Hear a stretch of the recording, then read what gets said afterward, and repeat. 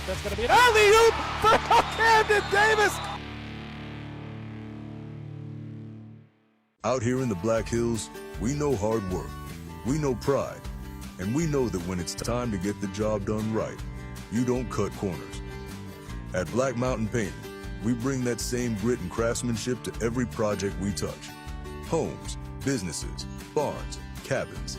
If it stands still, we can paint it. Locally owned, deeply trusted, inspired by the Black Hills, and built for the people who call it home. When you're building a home in the Black Hills, who you build with matters. Legacy Custom Homes and Design isn't just another builder, we're your neighbors. Based right here in Spearfish, we've built over 375 homes throughout the Black Hills, each one tailored to the families who live in them. Our name means more because we go the extra mile. From the first sketch to the final walkthrough, we don't just build homes, we help build your legacy. Legacy Custom Homes and Designs, local, trusted, and here for the long haul. Looking for the ultimate hangout spot in Spearfish? The Clubhouse of Spearfish has it all. State-of-the-art golf simulators, epic sports action, and a full bar with delicious food. Test your swing on their TrackMan simulators, kick field goals, or even take on aliens. After the game, grab a bite and catch all the live sports at their bar. Whether you want to practice, play, or just relax, the Golf Club at Spearfish is your go-to entertainment hub. When Black Hills weather swings from frigid winters to scorching summers, Woods Heating and Cooling keeps Spearfish, Lead, and the surrounding Black Hills area perfectly comfortable. With over 10 years of trusted HVAC experience and expertise in everything from air conditioning to radiant floor heat, call Woods now at 605-861-9592 for dependable year-round comfort. Are you tired of your real estate agent not answering the phone, texting you back, or passing you off to a complete rookie who has no idea what they're doing? All right. This Here is gonna go. at We're gonna Pioneer give it 3 seconds Properties, and we're going to be back. All right, we hey, take turn it to the customer middle of service the field, to the please. next level. That extends far beyond the Let's closing go kill this table. thing, boys. Whether All you're right. looking to buy, We are build, live sell, invest, in anything real estate related in the Black 10, Hills, 9, give us a call today. 8, We'd love to help 7, you out. 6, 5. Out here in the 4. Black Hills, All right, hey guys, welcome to the stream brought to you by Odrick Sports, Colton Hall, and Ben McCann. here for another beautiful season of Spearfish Spartans football brought to you in Watertown. Thank you, and I want to, before we start anything, Yes. I want to say thank you to the Watertown AD And Mr. Wademan. and Mr. Wademan. These guys, Watertown AD has been, the hospitality here is awesome. Yep, and thank you everybody They're- for setting us up. Yeah, it was a And this yeah. new field is beautiful. Oh, this is a gorgeous. beautiful field. So and we've got a lot of things to cover in the pregame, including some of your Spearfish Spartans seniors and some answers. We asked them a couple questions, but we'll get into that and a quick interview here with Coach Teason. But let's run through our Legacy Custom Homes and Design pregame show real quick. A couple of keys here we've got, but I think you can't start with the keys without talking about a couple of different players. Here were the stat leaders last year for Spearfish. You got, of course, got guys like Thomas Hughes over 2,000 yards from scrimmage last year. All-purpose, 13, yeah. all-purpose. 13 touchdowns last year. Also had 6 interceptions on defense. So I mean, just top to bottom, there Just is a ball hawk. yeah. If he's around the ball, he's going to make a play. Yep, and then also we've also got Hughes in the run game, 113 carries last year, 731 yards, had 9 touchdowns. Cade Vedvruska also added 4 for 90, and I do know we did lose Mick Bosch, but I think Graham Hughes is going to have himself a great year. Ooh, Graham Hughes is going to have himself a great year. He's going to have himself a game, I think. Yes. I really think this is kind of the coming out party of Graham, and I think he's going to take full advantage of it. I wouldn't be surprised at all to see that 150, 170 mark with a couple touchdowns. I think that's really what they're going for, is establish the run, spread them out, and like we talked about earlier, sideline to sideline defense. That's where Watertown really struggles. Another thing, also a couple guys in the chat, Watertown appears to have good size this year. Yep, that's one thing we've touched on. This year, every Josh year. Moreland. Yeah, they're just stacked up front, and that was actually something that Coach Teason said, and we'll touch on here in our pregame interview with them. But yeah, Watertown, probably is bigger or maybe bigger, but at the end of the day, you have to win in the trenches no matter what, though. So I'm excited. I think, and also we got to touch on a couple other players. Carson Snyder, Cade Vedvruska. I mean, the dynamic duo on the wide receiver spots out there. And then you got Brock Lewis, the team leader in tackles last year with 55. I think you have to get Cade involved really early. even if it's a screen, anything to get Cade the ball in space or take your shot. I mean, it wouldn't be bad to go out and throw a 30-yard pass to Cade and just a one-on-one, or even Sire too. I mean, get somebody involved, either of those two involved early, and really kind of set the tone for Watertown, get them on their heels right away. Yep. Real quick, we will so quick keys to the game real quick before we go into the Coach Teason interview. First key, I think, is we touched on it. You got to win up front. You got to be able to stop the run and go from there. Absolutely. Spearfish has a couple new faces on that offensive line. They've been in the weight room all summer. They're not tall, but man, they can move a lot. Yep. They can move a lot of weight. It's going to be really interesting because low man wins, and some of these guys, it's going to be fun. Pay attention to Zaya Torpy. He's going to be one to really pay attention to. Yep. Also, yeah, we touched on get the ball to the playmakers, get the ball in space, let our guys make plays and go from there. Because this is going to be an East River football game, and it's going to be a slugfest. Absolutely. Like a comment said, Watertown is not a small team by any means, and it's going to be a dogfight. We got more comments. We will continue to shout you guys out in the comment section down below. Josh Moreland, 5955. Tommy Hughes goes over 1,000 yards this year. Take it to the bank. We appreciate you, Josh, Absolutely. for coming on. That's a given. Yeah. We'll quick run to a quick interview with Coach Teason. We've been teasing long enough, but let's jump into it. Thank you guys so much. Did you do that on purpose? Pretty much. We'll see you guys in a bit. That'll do it. Council. There goes Thomas. Side. That's going to be an alley-oop. Davis.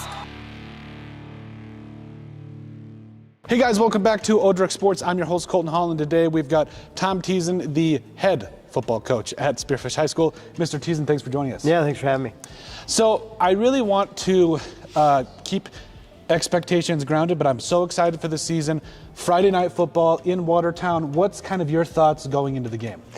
Well, it's a big game right away. Yeah.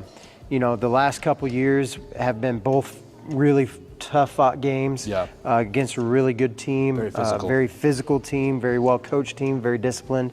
They're not going to give you the game at any point. No. So they always have a great front seven. They're returning a lot of those guys this year, so it's going to be a great challenge to kind of see where we are at the beginning of the year. And I think a big thing too is I believe going into this, that's the thing too is we look at a lot of our competition, we think, oh man, they're good. But we got to remember, they have to play us too. And so when you talk about Thomas Hughes coming back, you talk about Vavruska, Sire, I just feel like this year's going to be, we have a lot of studs on offense, but defensively I still feel like we're just as solid as ever. What do you think is going to be the keys going in with the senior lead and really the leaders that we have going with Spearfish? We've talked about we've got to do the small things. We know that this year the small things are going to add up to the big things. So we talk about every day, are you doing all of the small things right to get to where you want to go? So we've been really emphasizing that, the little things, doing the small things right. And that includes, showing up on time, having equipment in, everything that you can think of. We try to do the best that we can. So the X's and O's and the skill-wise, our team is great. So this is one more thing that we can try to control to help the outcome of games. What do you think the key is against a team like Watertown that we've covered it? They're very physical. They're well coached. They've got a lot of good guys returning. What do you think are things to watch out for? We kind of identified 3 things that we want to focus on this week in order to win the game. We said that we need to know their different fronts, both offensively and defensively. When we're on defense, they run both spread sets, heavy sets, so we got to be able to adjust on the fly there. Defensively, they run a couple different fronts, so we went through, here's how we attack it with this play in these different fronts. So knowing our keys against different fronts. Number 2 is being physical. We got to be physical. We got to beat them in physicality on the line. We got to beat them in physicality at the receiver spot. Yep. So we got to be more physical than them. Yep. And then last, we got to tackle in packs. So that's something that we've done a great job in the past is everybody rallying to the ball, tackling in packs, getting involved in that tackle. One other thing that I thought was interesting and is going to be really fun to keep an eye on is the run game. Mick Bosch graduated, absolute stud, but then you also have guys like Graham that are stepping up into that role. But I know, so we got a stable of other running backs. I'm not going to leave anybody out. But what is just kind of your thoughts on Graham and then really the rest of the run game to really help establish the rest of the offense? Absolutely. Inside zone, outside zone is right up Graham's alley. He reads that so well. He's very patient. And then finds those cuts and gets there. Jack Scharf is doing really well with it too, junior. He's going to be at linebackers, so he'll get some reps here and there at running back. And then we've got some young running backs too that are really starting to pick up on that. We kind of label them 1-2 reads. They're picking up on their reads and their cutback lanes on the zone. So excited about the future too. Oh, absolutely. And that's going to be one thing because we've talked about how the run game sets up the pass game. Speaking of the pass game, how can you not talk about running and passing without Thomas Hughes coming back for now the third year starting for Spearfish? I feel like when a quarterback is in that type of a situation, you have a really good understanding of not only the offense, especially if you've been in the same system, but you have a really good understanding of kind of how your teammates are, how everybody kind of reacts in adversity. Like, what are just kind of your thoughts and expectations from Thomas, not only in week 1, but also the rest of the season? Right. It's a unique situation in that not only has Thomas been starting for 3 years, usually when you have a quarterback, a receiver, somebody start for 3 years, they're dealing with somebody else throwing the ball or catching the ball. The unique thing with this group of guys is that Cade Carson, they've been catching footballs with Thomas for the last 3 years too. So it's a very unique situation. Hopefully we don't run into this again where we have a ton of sophomores starting. But it's a unique situation that does give those guys a little bit of an advantage. So, today we're running routes and before, Carson even breaks his route, Thomas throws the ball and he knows exactly where Carson's going to be just because they have that great chemistry. So we're going to see some fun things out of those guys. We've got some plays that are drawn up that really accentuates their chemistry together and how well they play as a group.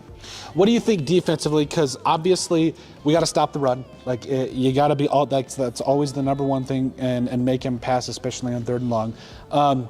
When you talk about a team like Watertown, their identity is going to be start with the run, and then obviously their offense builds off that, just like any other team. But defensively, what are you really looking for just to make sure that you guys can have a dominant performance?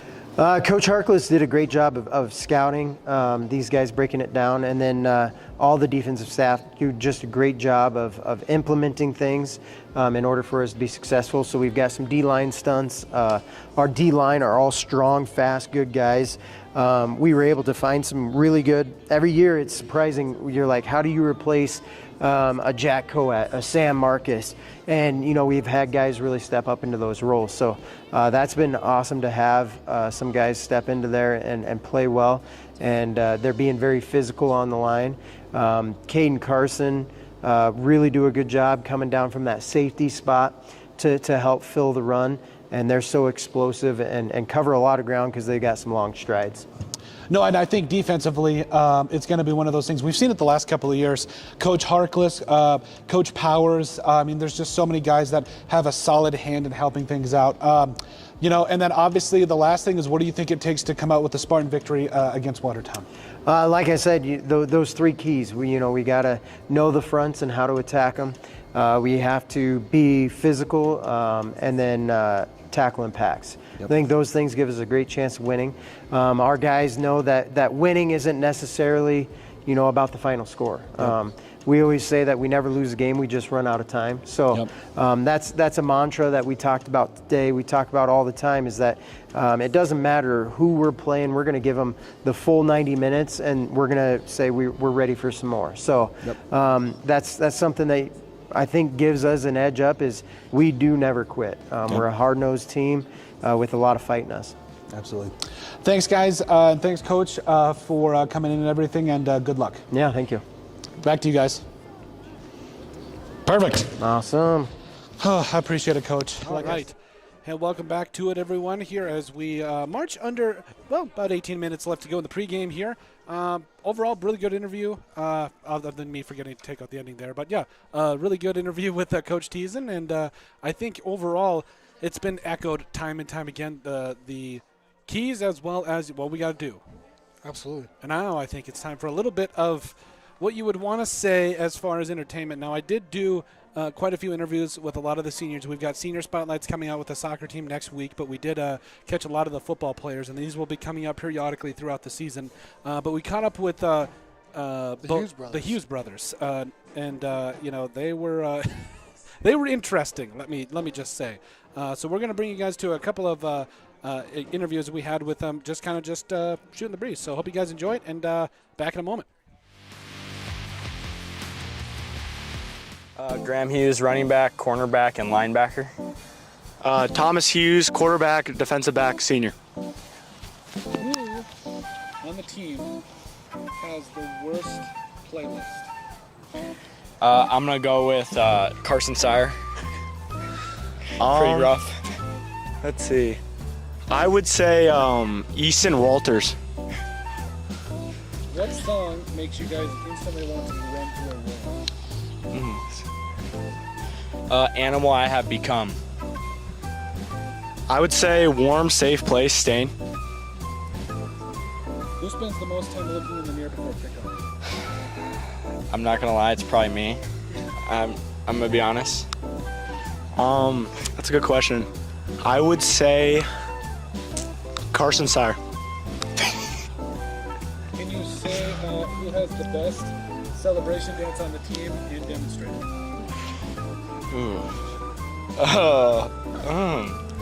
I really don't know who has a good celebration.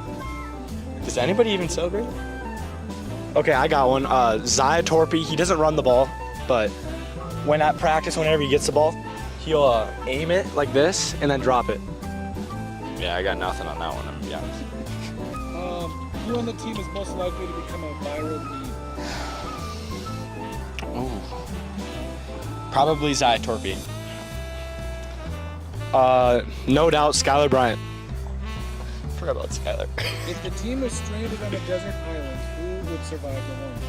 I got Carson Sire. He's really good on his survival instincts, and he's a little crazy in the head sometimes. I would say Easton Walters. He's got the outdoor abilities. Who's secretly the funniest person on the team? Probably Skylar Bryant. I just agree, Skylar Bryant. Same. Sorry, is it a hot dog or sandwich? No. What advice would you give to a freshman that's coming? Stick to the plan, lift, be disciplined, just go with the culture. We have a great coach. Just stick to it. I would say just have fun. Even when times are hard, I'd just say have fun. It's a game that you like playing. It's not a job. So have fun, work hard, and great things will happen. Who is someone on the team that's kind of an unsung hero? Doesn't get a lot of credit? I would say really all the linemen, but just like specifically, I'd say Zaya Torpy. Yeah, I'd say the lineman too. What would you say is your guys' biggest fear? Probably heights. I feel like that's a lot of people's. Biggest fear? I don't know, just probably not reaching my goals in life. Who's the best trash talker on the team? Oh. I gotta go with Keller Vega. That's a good one. I would say Carson Sire. Who's the best workouts? Walk in your trap, take over your trap. Let's see. As of right now, I'd say FDO by Pooh Icy. Agree with that all. It's like a hot take. Hot take? Okay. Ideas, dude. I would just say I don't know. I'd just say baseball is boring, in my opinion. Ooh, yeah.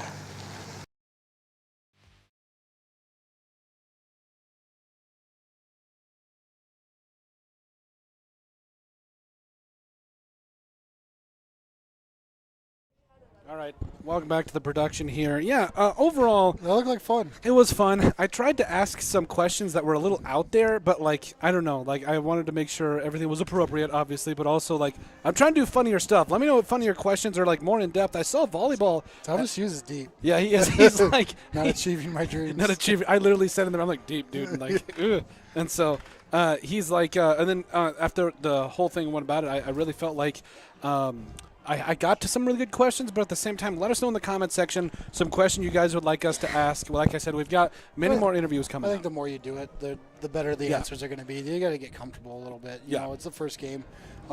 These guys are pretty wound tight right now. Yeah, no, I get it. Absolutely. It's first game of the year. There's a lot of things to kind of go over. We just did, I think I mentioned this, we did a senior spotlight with some of the seniors on the boys soccer team who are 3-0. Yeah, they're undefeated. They're undefeated right now. But overall, and we will make sure to keep you guys updated on that later tonight. They're as playing well. right now too, right? They're playing right now. We'll jump over there real quick. I haven't been keeping an eye on that stream, so I do apologize. Yeah, so if you guys we got about 12 minutes before kickoff, so if you guys get a chance, jump over to that soccer live stream and kind of check them out. They're playing really well. Yep. The girls are playing well too. Just ran into a couple tough teams. And that's kind of what we kind of figured. Let's see, boys. Let's see, I think. Okay, that's JV.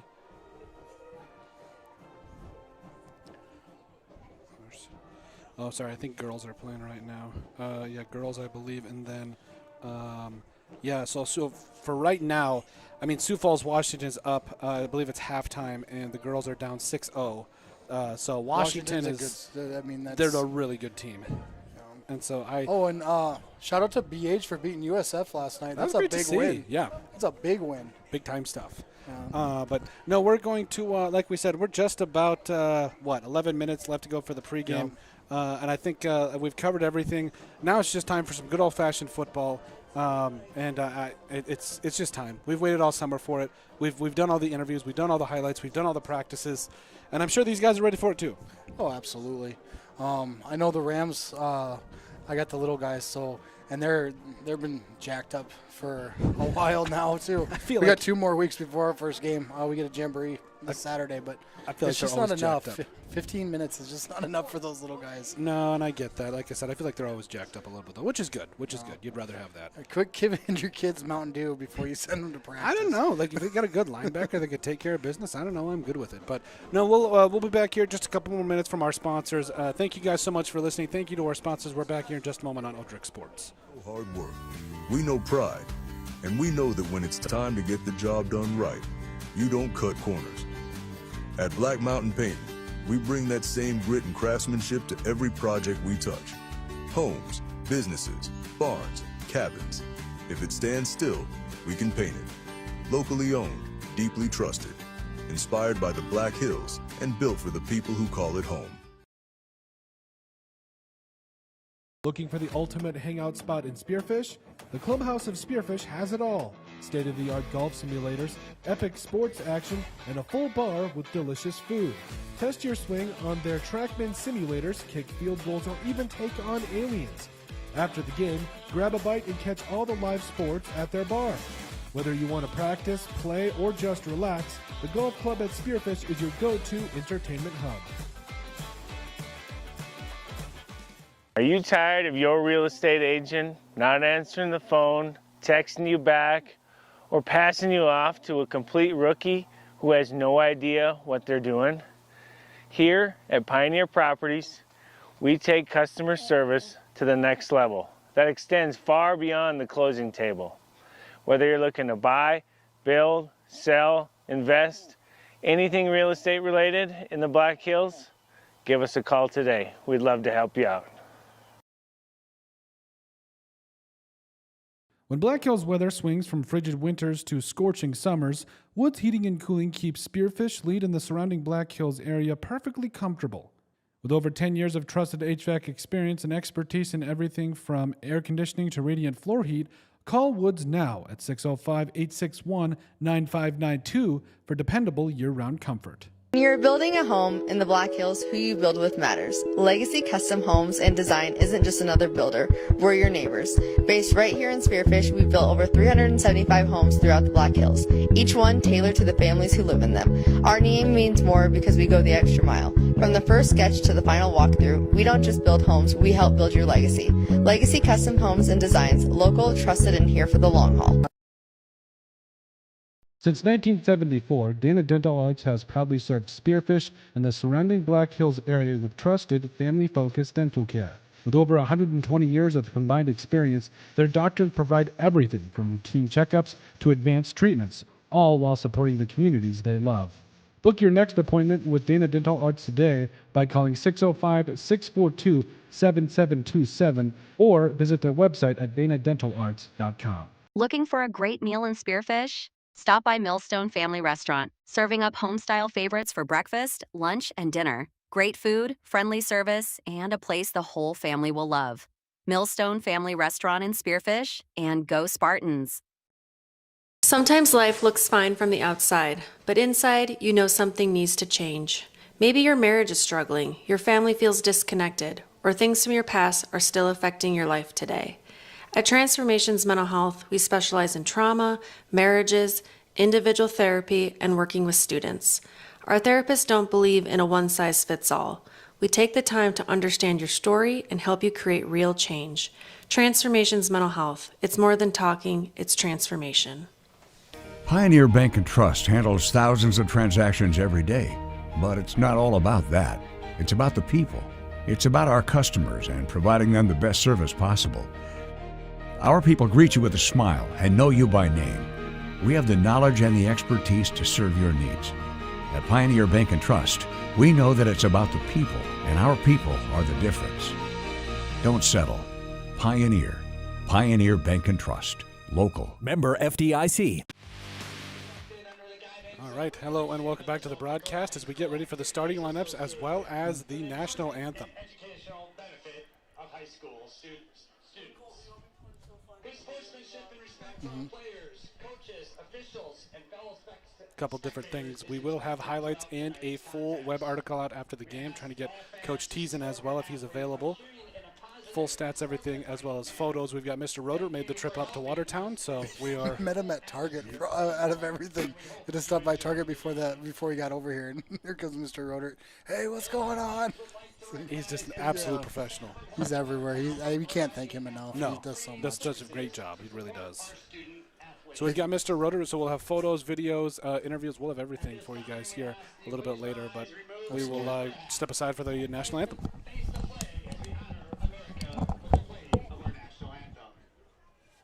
Veterans and active duty military personnel not in uniform may salute the flag. Tonight's national anthem will be performed by the Watertown Pep Band under the direction of Austin Fordo. Ladies and gentlemen, our national anthem.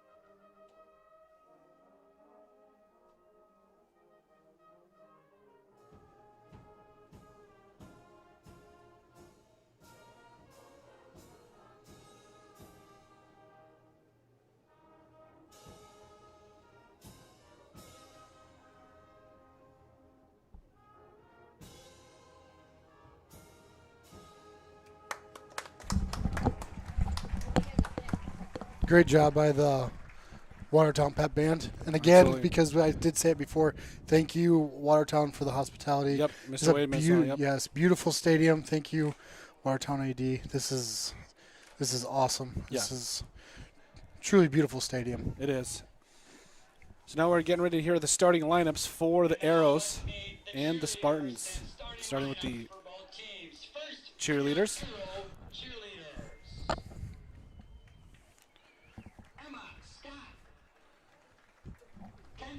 We got Big Rig Tucker Rebel Go Spartans. Good to see you guys on. Thank you guys so much for all the comments. We greatly appreciate I love you the guys. name. That's awesome. It's awesome. The kid rolls around on the mullet, so I think that name. God.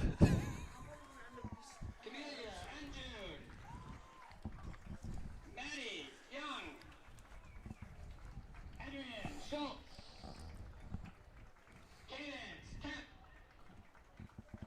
Mallory Benson. Kensley Hoffman. And Molly Keller. Cheer advisor is Kelsey Heller. And now for the starting lineup for the Spartans. Yep. I didn't know any of the cheerleaders, so I was going right into the starting lineup for the Spartans. Let's meet the starting defensive unit for the visitors on the scoreboard, the Spearfish Spartans. One defensive lineman, 5'10", and a senior, number 55. Zaya Torpy to start things out. The man in the middle, the man, the myth, the legend. Going to have his hands full tonight for sure. Yeah, number 55. Love it. Easton Walters, too. Again, a lot of size on the interior for the Spartans. Keller Vega out there. Brock Lewis back as the leading tackler for the Spartans last year.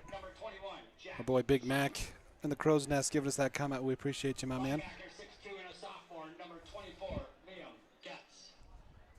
Liam Getz. Jack Scharf. And Jack Scharf. Carson Sire, that all-conference, all-state corner we've been talking about. Mr. Vavruska. There's no H. That's what I found out. Vav. I just call him Vav. Graham Hughes coming up as going to be starting on defense. Made a lot of big-time plays on defense for the Spartans. Of course, his brother comes in, Thomas Hughes, 6 interceptions last year. Touched it all in the pregame, but and then Drew Durdahl. Coach Teasen. Getting the nod here is his 3rd year as the head coach. And assistant coach Darren Douglas, Cody Powers, Brady Subbeck, Bay Norton, Bryce Harkless, Mason Kiefers, and Brendan Rodert. A lot going on, and now we get to hear the starting lineup for the Arrows.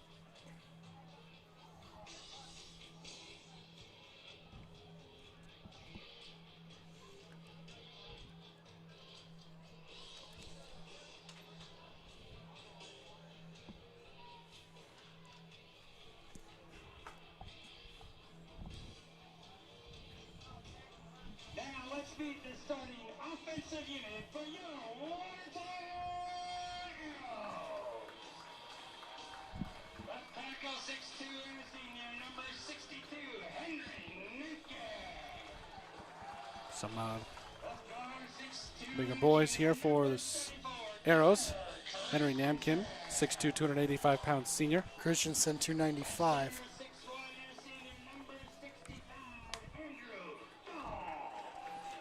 Dahl, 6'1", 240.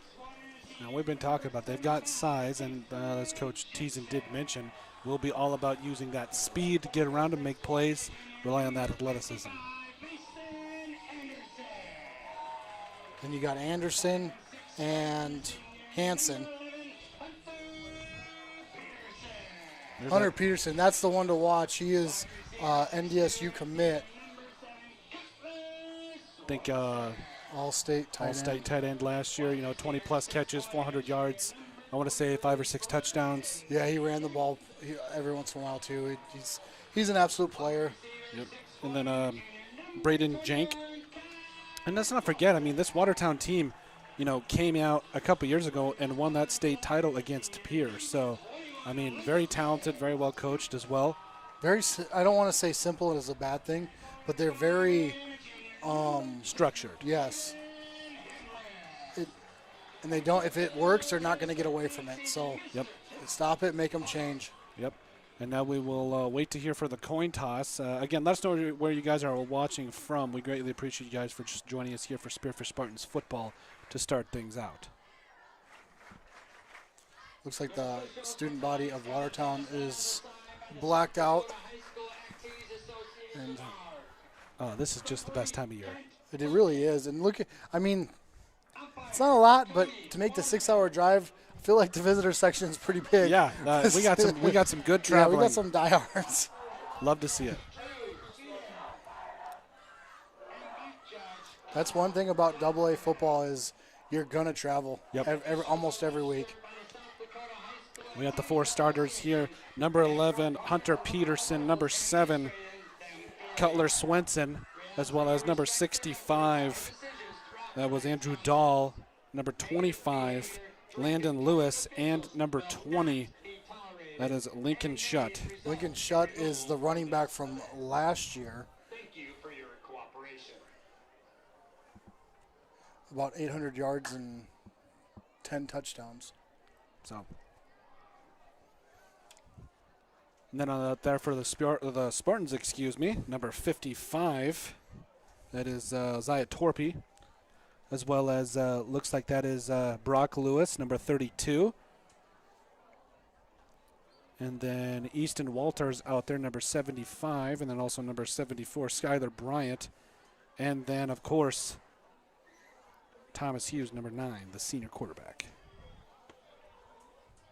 It's good to see these younger, and I don't want to say younger because the Hughes brothers are not really the same grade. Yeah. But Walters, you guys, anybody that pays attention to Spearfish football at all knows his older brother, Hunter. Yep. And he's a stud. Yeah, absolutely. Having a great collegiate career over in Iowa. Yep. Northwestern, I believe. Yep. He's with Asher Peel now. Yep. But I'm excited to watch another Walters play. Northwestern College, I apologize.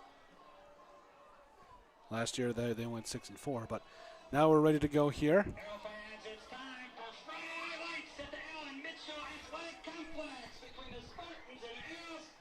I didn't see an announcement as to who gets the ball to start it out with. I could be wrong, but I just did not see it.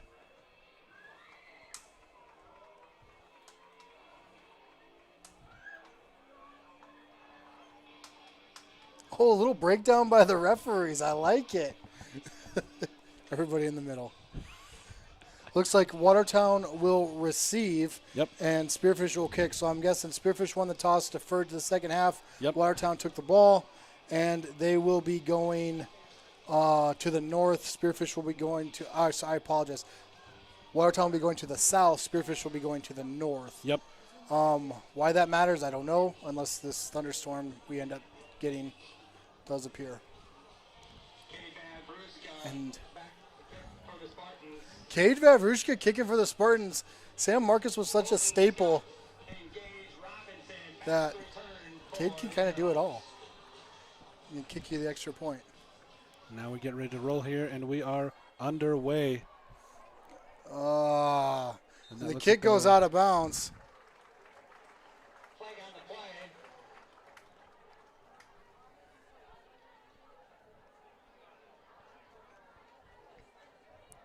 I believe typically they can either re-kick or ball's placed at the 40. Ball's going to go to the 40. They ain't re-kicking. I believe it was Pier last year where we saw like 3 re-kicks. Mm-hmm. And now we head to the field here. So the ball's placed at the 35. First play of the new season.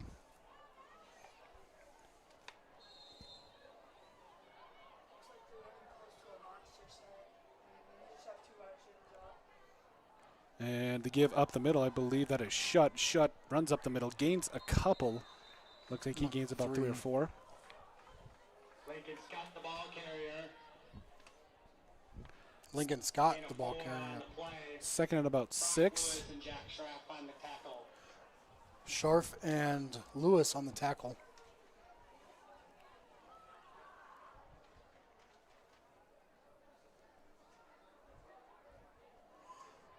This is something you don't see with Watertown a lot. You got twins up top, single receiver down. And the fake run to the right, and he's going to get taken down immediately. Another great play there, I believe. This is where that young quarterback comes in, that he turned the wrong way for the fake, and Spearfish didn't bite at all, and just kind of. Brock Lewis making the play. Brock Lewis get on the stop for the Spartans. So 3rd and 5 coming up for Watertown. 2 carries, 5 yards. First carry, 4 yards to Shutt. Second carry, to number 7, Swenson. Swenson and 22 in the backfield, and Tyson Miller, 5'10", 180-pound, 2 wide receivers to the right, 2 to the left. Swenson takes the snap, throws, and that's going to be wide open in the flat. And he's going to have himself a first down out across the 40 out to about the 36-yard line. And that will stop the clock at 10:37. Who's number 2? That was from Caden Hemerick. First down and 10.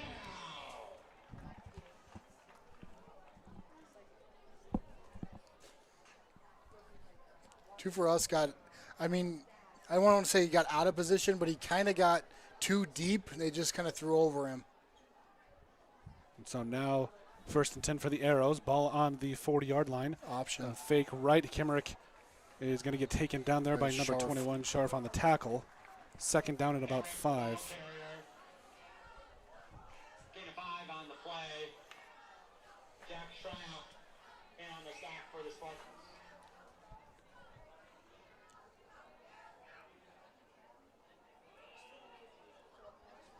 So, I think you're seeing with you're seeing that running game. I don't think we expected anything different. Peterson, that tight end we talked about at the top of your screen, 1 wide receiver at the top, 1 wide receiver at the bottom. Looks as though that is Miller at the deep back, and a fake to Miller, and there's Kemerick has almost picked off, but he's got a man out in the flat, and he's going to go out of bounds. Solid gain there. About 20-yard gain, just out of the reach of Avrushka. On the reception. And Watertown is just kind of marching down the field. We got a Spartan down. Can't tell from here. We might take a step aside here and let's see how things kind of pan out. We will take a break. Be back here in just a moment on Odrick Sports.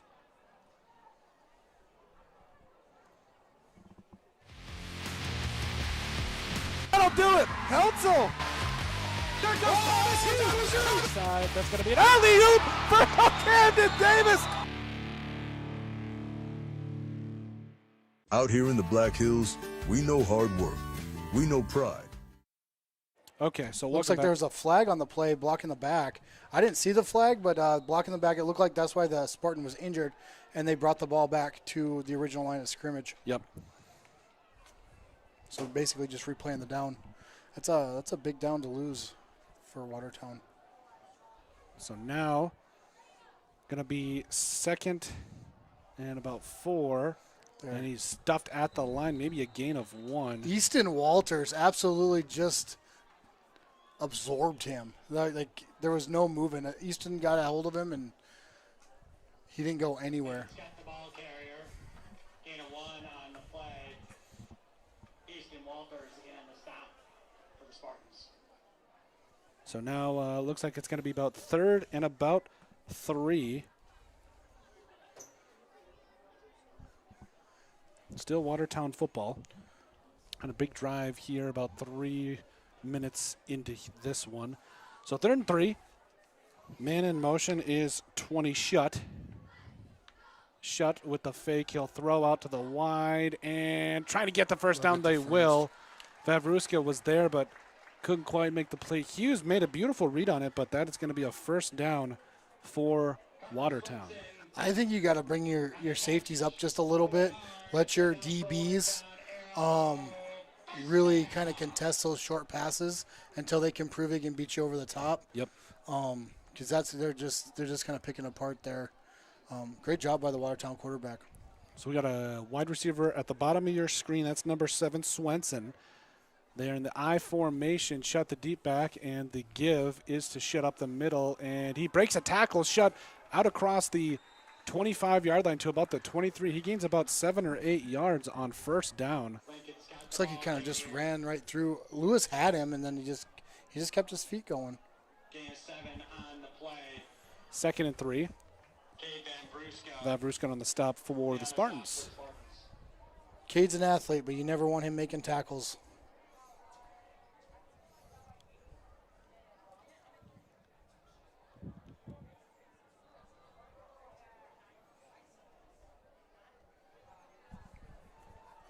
right, so in a single back, one wide receiver at the bottom of your screen, two at the top, and that is Himmerich. There we go. And there's going to be a fumble, and I think it was a botch snap, and the Spartans Is able that to Torpy? get Torpy just. Yeah, I love it. Ball carrier, loss of 5 on the So play. third down. Torpy and Vega were in the backfield. Loss, like we said, of about 4 or 5 on the play at TFL for Zaya Torpy. Those big boys are eating down on the inside.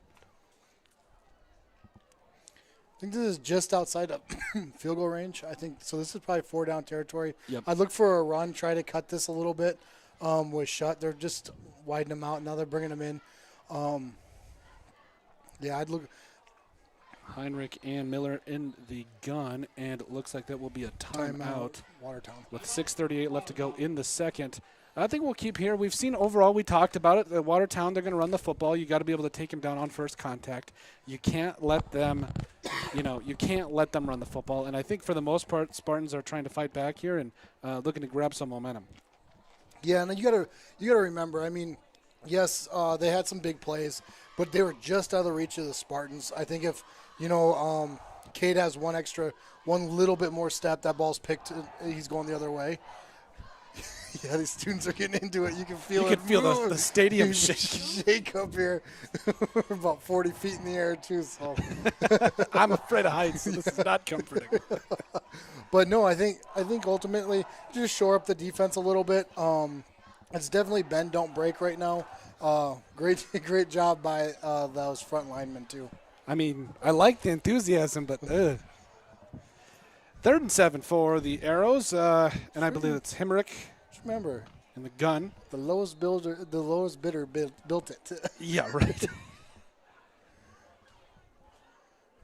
And Himmerich takes the snap, rolling right. He's pressured by Lewis. Great job. He's going to have a little bit of room, and they're going to grab enough for a first down. You can't take that block on. That's going to be a tackle there. First down and 10. Can't tell who that was. So first down. And that's going to be, I believe, set first and goal. Number 2 gets. I can't tell.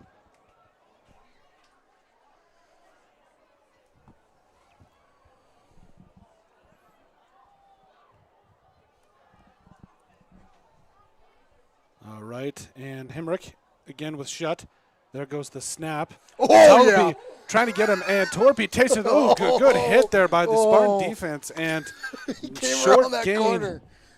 Wow. It was like a scary movie, him coming around that corner. Yeah, he's like, oh, no, I'm going this way. He just ran right through him.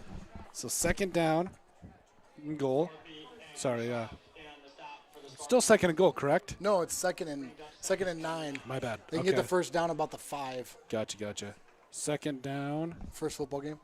It's been a minute. It has been too long. I've said it. Second down and 9.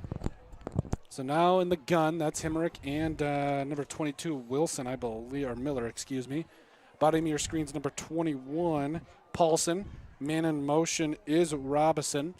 Heinrich heads left with the pitch out. Who's got the pitch guy, guys? Come on. Hughes, there's going to be a flag on the play. He'll get taken down after a solid Looks game. like a holding call right back here. The ball's coming back.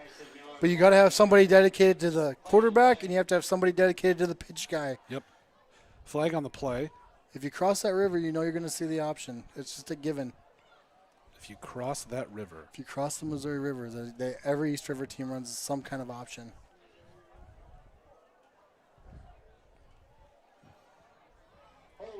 Holding. And that was going to Hunter Peterson. Something you're not going to see a lot of. So now it's going to be send the Arrows way back. This is what you want if you're Spearfish. You want these long distances. Well, any team. Yeah. The second and 20s and stuff like that. So second and 20.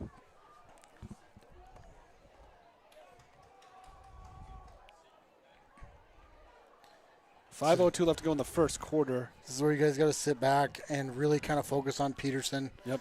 Watch the drag over the middle. They're going to suck you out. Shut and Hemrick in the gun. And Hemrick gives it to draw. Shut up the middle. And nice tackle there by number 25. I believe that is Hughes. Graham Hughes. That is Graham Hughes. So third down upcoming. Third down and about 16 for the Arrows. So that's kind of telling because that's a passing down. And they didn't pass. So that's kind of telling let the quarterback get his feet wet a little bit. Yeah. These screens and stuff I don't think he hasn't thrown anything really downfield yet. We'll see how he does, but I mean, he did have that nice out to the flat there. You've got Heinrich as well as Shut in the backfield again. And there goes Heinrich with the snap, going to throw it long, and he's got, Sire can't quite get under it. That might explain why we haven't seen anything downfield yet. I mean, I don't think it was that far off target. No, I think it he was just miscommunication. it looked like he just ran the wrong route, or they had a big thing. But no, it wasn't a bad ball at all. So 4:09 left to go after that incompletion. It looks like we'll have a field goal attempt. Oh boy. From about 21, 31, 37 yards out, 38 yards out. And there we go with the confirmation. And the field goal is up, and that is good. Great kick. Great kick. For Watertown. It was number 2, Caden Hemrick. Wasn't it? Or was he 35? 35. That's number 35. That's Carson Schlott, excuse me. Great kick. And the Watertown Arrows jump out 3-0 over the Spartans. We're back here in just a moment on Odrick Sports. Stay with us. And we know that when it's time to get the job done right, you don't cut corners. At Black Mountain Painting, we bring that same grit and craftsmanship to every project we touch. Homes, businesses, barns, cabins. If it stands still, we can paint it. Locally owned, deeply trusted, inspired by the Black Hills, and built for the people who call it home. When you're building a home in the Black Hills, who you build with matters. All right, hello and welcome back to the broadcast. Quick little break there for the sponsors as we head back. The Spartans, long drive there, took over almost 8 minutes for the Arrows, and I mean, it's just that hard-nosed football we talked about, and now the Spartans will take over. 2 deep men, Hughes as well as Sire, back for the Spartans. What were your thoughts on that first drive? That's exactly what you think Watertown drive's going to look like. Take up a huge chunk of clock and, end in points. And that's to hold them to 3. I think that was big. They had some big plays called back from penalties, but the defensive line played really well. Oh, that's going to be. It goes to Getz, I think. Gets a couple up to about the 41. They have different numbers for their red jerseys and their white jerseys. So Getz is listed as right now. So now first 24. and 10. First and 10 goes to Spearfish. And we will take over. Our little birdie told me, watch out for a specific play. I won't say who the birdie was, but a little birdie told me to watch out for a rollout if the Spartans are on the right hash. So I don't know if we are going to see that play. Are you teasing something? I'm not. Come on. It's a birdie. That's all I will say. Take a shot. A good journalist never reveals. They got no safety over the top of Cade. Take a shot. Right. So the Hughes. And Hughes in the gun, and to give the fake Hughes around there the left side. He's got to throw, and he's going to throw it out of bounds. Close on that. I mean, you could see the wheels were turning. Let's put it that way. He had him. I didn't know the little birdie said that, so I'm glad the little birdie took a shot. All right. So 3:52, second down and 10 after the incompletion.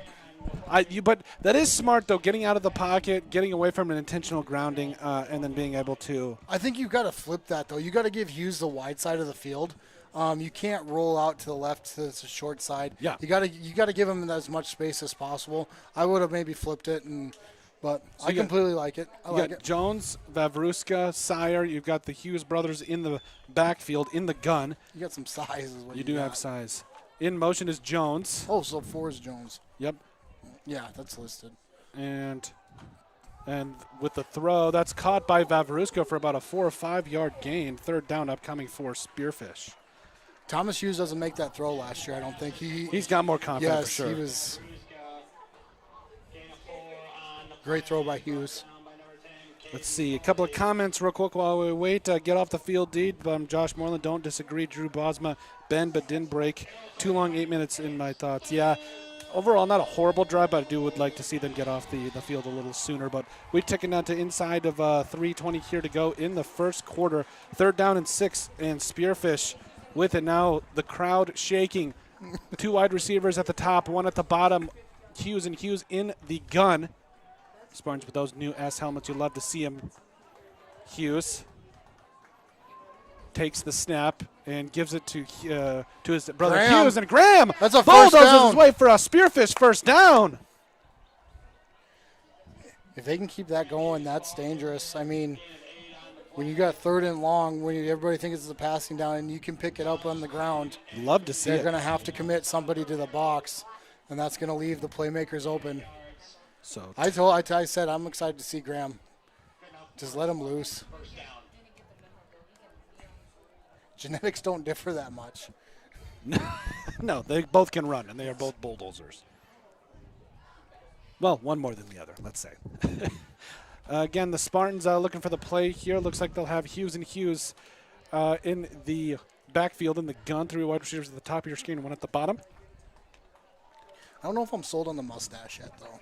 I don't think it looks bad. Hughes takes the snap, looking to throw. Will let it go. There it is. He's That's got it. That's it. And just can't quite run under it. Oh, yeah. Oh, it could have went. I thought we were going to see a flag, but you got to let him play. You got to let him play. But, yeah, he had that. I think you got to get a little bit more air under it and run underneath it. But had it. Good ball. Good ball by Hughes. I mean that's Great more job than by you can Sire. ask for. So 2:08 left to go here in this first quarter. Spearfish ball on the 36-yard line, 2nd and 10. I love the aggressiveness. Me too. 2 wide receivers at the top of your screen, 2 at the bottom. Hughes and Hughes in the backfield. Hughes, I'm going to say that name a lot if you like, takes the snap. Nope, too soon. Takes the snap. Hughes looking, surveying, tucking it and running, and Hughes has got some room around the left side. This is Thomas good. Hughes across the 40, and he's going to get taken down at the 40-yard line. That's a gain of about 6 or 7.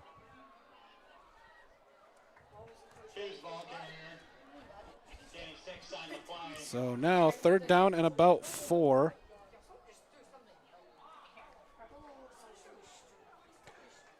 As we tick inside of 1:40.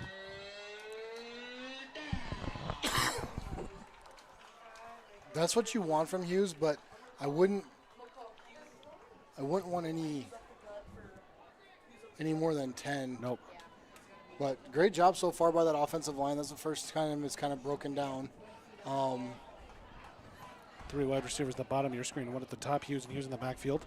And the snap give is to Hughes around the left side. He's got some room, and he's going to bulldoze his way. He's close. That's a first down. He's close to a first down. Oh, yeah. Fourth If we could down. stay out of 3rd down so we That's can a first down. not have the student section stomping, it would be great. So we will first down and 10 for Spearfish. It's good to see. Offense is continuing their drive here. Why is the flag at half staff, you know? Dolly Parton. Oh, wow. I think, yeah. I think it's still Dolly Parton. May she rest in peace. I think I heard a couple songs. I'm not going to lie, a little out of my... Jolene, man. Yeah, Jolene. Oh, did she sing Yes. that? Oh. Dolly Parton is America's sweetheart. 4 down territory, says Josh Morley. We don't agree. Hughes, or don't disagree. Hughes in the gun, taking a shot here. He's got Sire, jump ball. Sire's got it inside the 5-yard line. See, that's what I mean. One-on-one, let the playmakers play. Sire is going to beat 90% of those DBs. We got kids tapping their heads right now, but Sire and Vavrushka, just get them on their own side. Let them just kind of work against that DB. Great job. So now the Spartans 1st and 10 again after the pass. 1st and 4, excuse me, at the 4-yard line. Completion of about 32 yards. Ball goes over the head. That's fire. And looks like Hughes jumps on it, and that's going to be a long one back all the way to the 26-yard line. 22nd and goal at the 25. But good save by Graham. Noticed it right away, got back, got on it. And that will be the end of the first quarter. The end. So we'll be back here in just a moment with more from your Spearfish Spartans. Back in just a moment here on Odrick Sports. Custom Homes and Design isn't just another builder.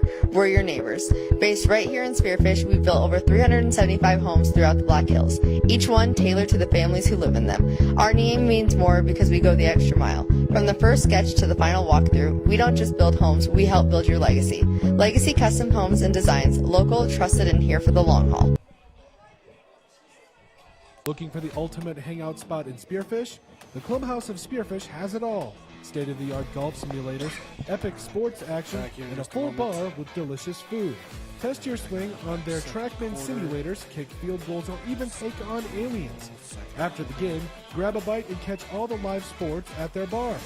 Whether you want to practice, play, or just relax, the golf club at Spearfish is your go-to entertainment hub. When Black Hills weather swings from frigid winters to scorching summers, Woods Heating and Cooling keeps Spearfish, Lead, and the surrounding Black Hills area perfectly comfortable. With over 10 years of trusted HVAC experience and expertise in everything from air conditioning to radiant floor heat, call Woods now at 605-861-9592 for dependable year-round comfort. Are you tired? All right, we are back here. Big misfortune for Spearfish there. Loss of about 20. But we'll see how the Spartans do respond. Man in motion, that's Jones. And the give is to Hughes. I like the patience, but a little confused on that. Third down. Upcoming. Third and goal from the 25. Loss of about 21 on that botched snap. I could be wrong, but I believe that's one of the only snaps I've seen that has been botched. So third down and 25 upcoming for Spearfish. Again, I think you do a jump ball here. I think you see where the coverage is at, and then you throw it to a playmaker. Oh, it's not going to hurt. Actually, I don't think you do it now. It's third and 25. I think you're in 4-down territory. Yeah. I think if you can get a chunk, that's going to change a little bit. I don't mind the run play there. I think you've got to get down to the 15, and then maybe run a fade route with Sire or Vavrushka. But I think a nice cross route right here would be, because now if you look at the safeties over Sire, and you got a safety over Vavrushka. What that does is open up the field in the middle. So it'd be Jones or Liam Getz, Peyton Jones or Liam Getz up in the middle. Maybe like a seam route or something like that might be open with the safeties over the top of those two. 11:03 left to go. Third and 25 upcoming for Spearfish. Well, it's just tough. I think anytime you get deep in territory like that, you have a 30-plus yard pass play from Thomas Hughes to Carson Sire. I think you're rolling with a little bit of momentum. So now we did lose our star kicker from last year, which does suck. Yes. But still do wonder. I know we've got some dudes on the team that can still kick that thing.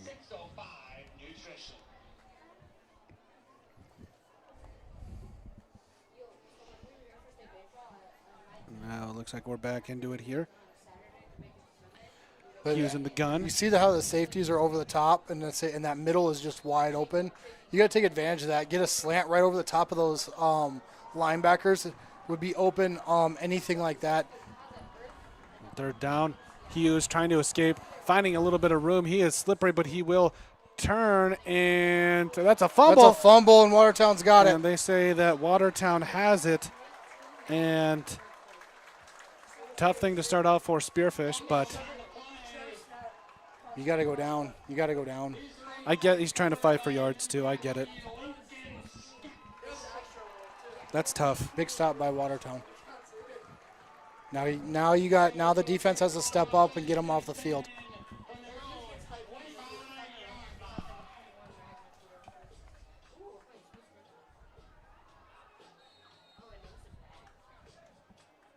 So first and 10 now for Watertown. I apologized. So the Arrows coming back to it.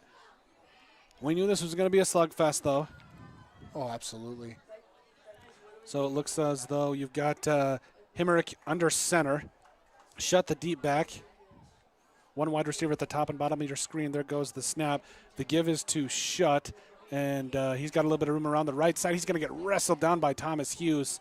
That was Tyson Miller with a nice carry for Watertown. Gain of about 4 on the play. 2nd and 6 upcoming for the Arrows. You got to play half man on that if you're that outside linebacker. You got to play half man. Keep that outside arm open and really commit. He kind of got sucked in. He was full man, and they were kind of able to seal him and block him. But good play by Hughes coming over and making that stop. As the Arrows break the huddle, Himmerich again under center. And that is Shut, the deep back wide receiver at the top of your screen. That's Swenson. One at the bottom, that is Paulson.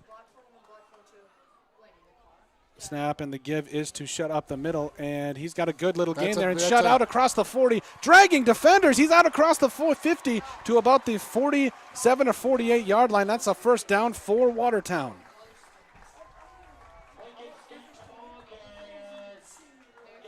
That's what we talked about. It's going to be all about stopping the run. Watertown's doing a great job about getting off of their linemen and going to the next level. Those linebackers have to be aware that you're going to have a big lineman coming at you, blocking you. The Spearfish D-line can't get so far upfield where you're just kind of taking yourself out of the play. Yep. Get that one step and then just kind of secure your gap. Man in motion is Robinson, and the give is to Shut again up the middle. A little bit of patient running that was here by a lot Shut. better. And they still find a way to get out across the 40, and Shut has himself another first down for Watertown. That was over pursued by that outside linebacker.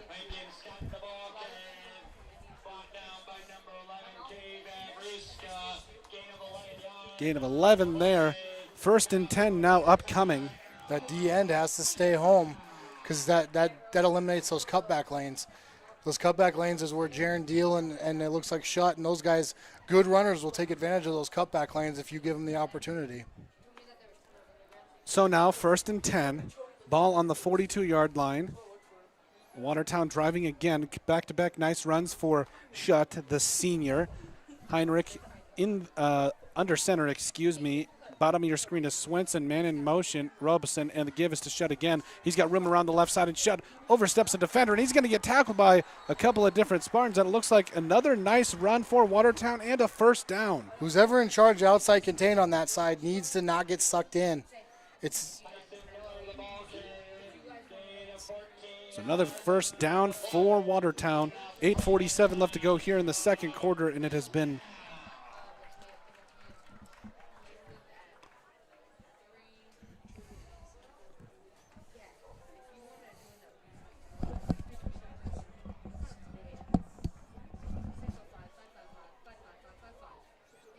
all right, and the Arrows back at it. Heinrich under center, Shut the deep back, and the pitch out is to Shut. He's got a little bit of room, and he's going to get upended at about the 21-yard line. That's how you play that side. That side played it perfect.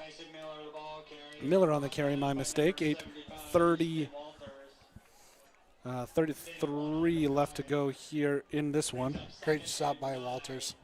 So 2nd and 9. Again, if you're Spearfish, I think you have to be able to, you have to make a stop. You just can't let them get in the end zone.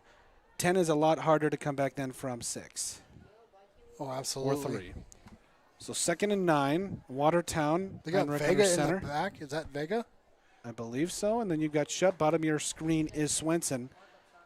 You got Cade's Heinrich creeping up. Gun, and he's still got the There it ball. He's is, rolling there to it the is. left. He's got a little bit of room, and then he's going to Great job by Vavrushka. And Cade Vavrushka makes a nice play there. That's outside contain. Great job, Cade Vavrushka.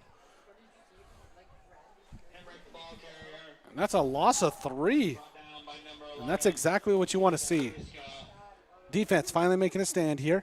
Hopefully they can do something here on 3rd down, 3rd and 12. Hopefully they don't stump anymore on 3rd down. I'm a little nervous, but we'll be all right.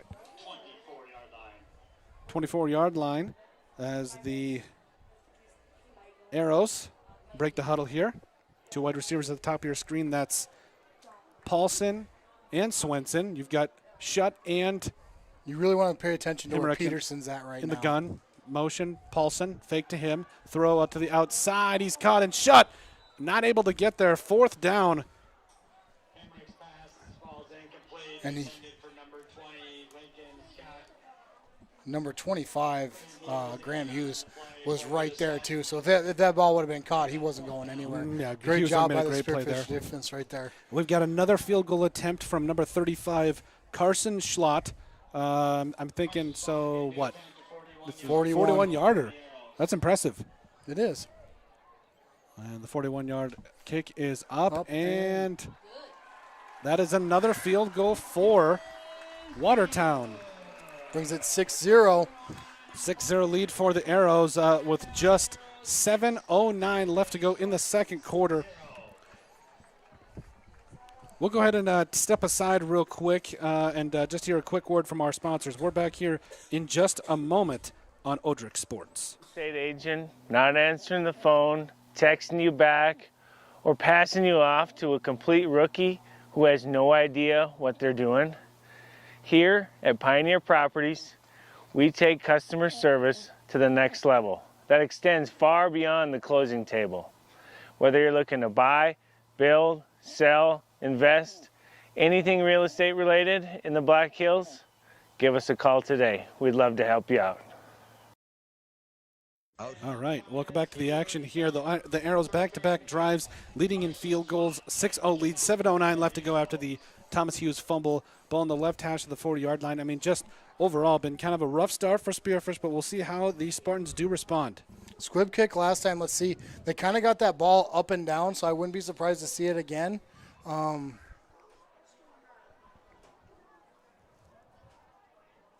it's going deep. And that ball is going to be That's a good out kick. of bounds. And Sire will let that one just fall. And we've got 7:09 left to go before half. I mean, if you're Spearfish, you're not panicking, but you do want to see some better. Was gonna, yeah. The last 3 years these guys have played, it didn't matter the record. It didn't matter who was on whose team. This was the game. It Yep. was always a tight game, and it was always one. It would have been nice to have Spearfish kind of create separation before half, but we knew Watertown wasn't really going to let that happen. No, they're a good team. Well, again, we do appreciate you guys for commenting on here and all the support we continue to get here at Odrick Sports. And you'll have Hughes in the gun with his brother Hughes. And you've got three wide receivers at the bottom of your screen. One at the top, Hughes, with the give to Hughes. Hughes has got a nice little carry out across the 25-yard line, and he'll get about 6 yards on first down. Can we go like Thomas and Graham? I mean, just those two every single time. No, I mean, can we, instead of Hughes and Hughes and Hughes? Why? Why? I like it. It makes it easy. All right, sorry. Thomas and Graham in the gun again. We've got, I believe, three wide receivers at the top of your screen. That is Getz as well as Jones. At the bottom is, I believe that's Sire. I love the one-on-one with Sire. And that safety Thomas comes over. Throws out to the left. He's you going got to to get take advantage of that up. middle. And that's going to be a loss of about 5 or 6. So third down upcoming for Spearfish and about 7 to go. That safety's coming hard at Carson. That other safety's dropping back to Cade. You got to get Getz or somebody up that middle. It's after the linebackers, there's absolutely nobody.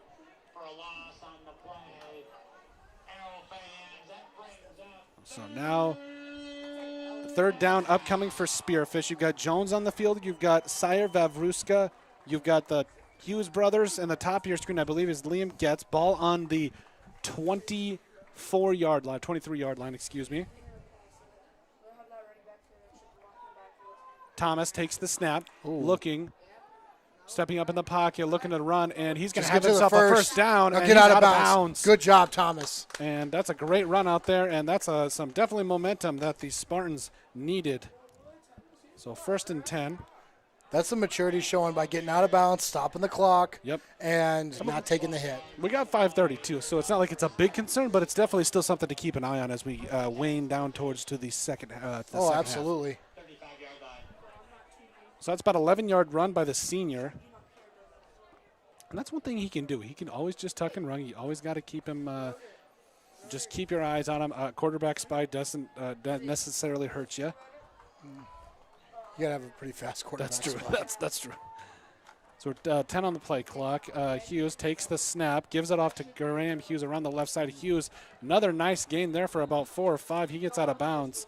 5:26 left to go, and a second down upcoming for Spearfish. And there's a flag. I think Hughes was out when he got hit. Let's see what they call. Holding. Holding on Spearfish.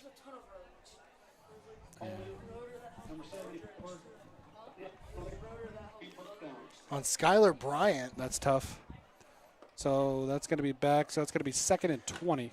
This is where Thomas Hughes has to realize, hey, I could probably do this, but I don't need to. I, trust the teammates. Don't try to get it all in one big chunk.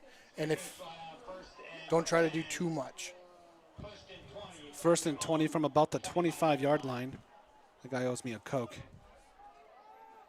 Hughes in the gun, man in motion. Sorry. Jones, that is the man in motion. Thomas takes the snap, looking, stepping up again, surveying, a little bit of the scramble, will throw it, and that is going to be out of bounds. Uh-oh. I don't think it was an intentional grounding. I think he got out of the pocket, but we are flirting with disaster. I'll be honest, I don't know the rule on high school intentional grounding. So 2nd down and about 20. Yeah, the two closest players were Arrows, so I think if Thomas, these guys, these exterior linemen are doing a really good job of riding their guy out and creating the pocket. But Thomas is so used to being able to spin out and go. I think if Thomas works his way back into the pocket, I think he's going to have a little bit more success. And that's where you've seen those runs where he's been able to work back up. I think that's what he kind of really needs to work on right now. And the give is to Hughes up the middle. Maybe short gain on the play. Maybe no gain. So 3rd down and about 25:07 left to go here in the 2nd quarter. It's just penalties. You had momentum on that first one, and then you had you did have the Thomas Hughes fumble. Just shooting yourself in the bad snap. You're shooting yourself in the foot here. At the bottom of your screen, you've got 3 wide receivers: Sire, Vavruska, and Jones. You got Thomas and Graham in the gun. Man at the top of your screen is Getz. 3rd down for Spearfish.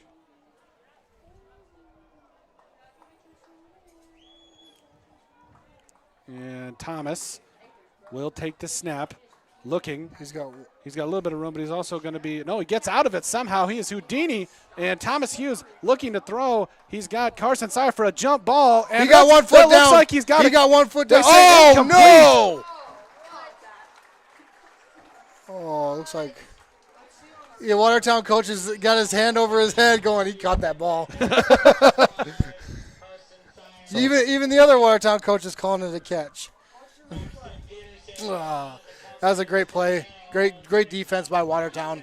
So that is going to be Vavruska will be punting it away, and back to receive it is Swenson. Oh, from this angle, looks like you got a foot down, but they got a way better angle down at the field. So can't let the refs determine the game. You have to play them. Oh no, when you're 3rd and 20, you can't. Yeah.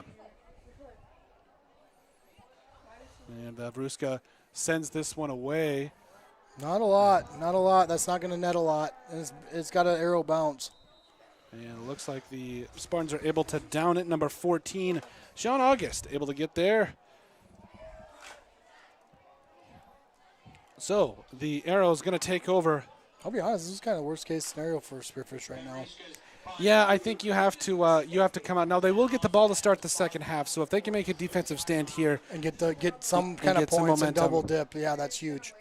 But we got to make the defensive stand, and we got to do it right away. We can't bend a little bit and then use the end zone as our the 12th defender, the back of the end zone. So ball on the 46-yard line. 1st down and 10.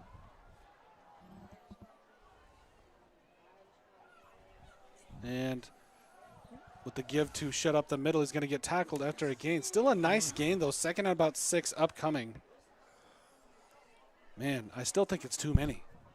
Oh, yeah. 6 or 7. The issue is if you get 4 yards of play, you're going to win the game. Out comes Shutt. In comes Miller. And second down and 6 or 7. Ball on the 43. 3:43 now left to go. You don't want your corners like Vavrushka and Sire. You hate hearing it. plays. Yeah, you hate hearing their name making tackles. That just means that we've given up too many yards up front. Now the Arrows in the gun. Give is to Miller up the middle, and he's got some running room, and he's got another nice carry. That's got to be an Arrow first down or close to it. And those linebackers got to fill. Watertown's just kind of having their way with as far as blocking goes. So first down for Watertown. Out comes Miller, in comes Shutt. And that's we did talk about it. It's that size up front. You got to be able to be able to stop it. If you watch, Spearfish is getting really good penetration, but it's too far up. I mean, it's great if this is a throwing offense, but it's not. It's a running. They're running right by you. Give is to Shutt, and that outside is contain. Got another nice carry, and Shutt getting off defenders. Vavrushka could make the play, and now that's going to be a first down and 10 for Spearfish. Ball, or for the Arrows, excuse me. Ball on the 10-yard line. That's a nice run. – 25-yard run by Shutt, and the Arrows, like we touched on, that's going to be their bread and butter. We have to stop the run. I mean, you might want to even go 5 down linemen and get those Deons out just a little bit wider. So first down and about first and 10 from the 11. 2 minutes and now stoppage of play. Timeout by Spearfish.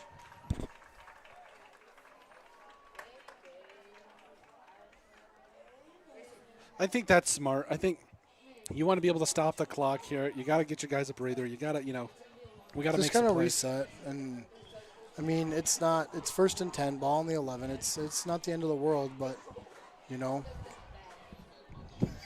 they have been shaking this. This is, I mean, the fans are definitely getting into it. Can't fault them for that. No, I think at this point you hold them to a field goal. You chalk that up as a win. Don't do anything crazy going to halftime. If we can get a turnover, that would be great. Going to halftime 6-0, 9-0. Not the end of the world. We get the ball back. But we got to be able to put something together, and we got to be able to stop this run. The right side of the defense is doing a great job keeping the outside contained and not really been able to do anything there. But I think Watertown's kind of caught on because they're running to that left side, and we just you just can't get sucked in.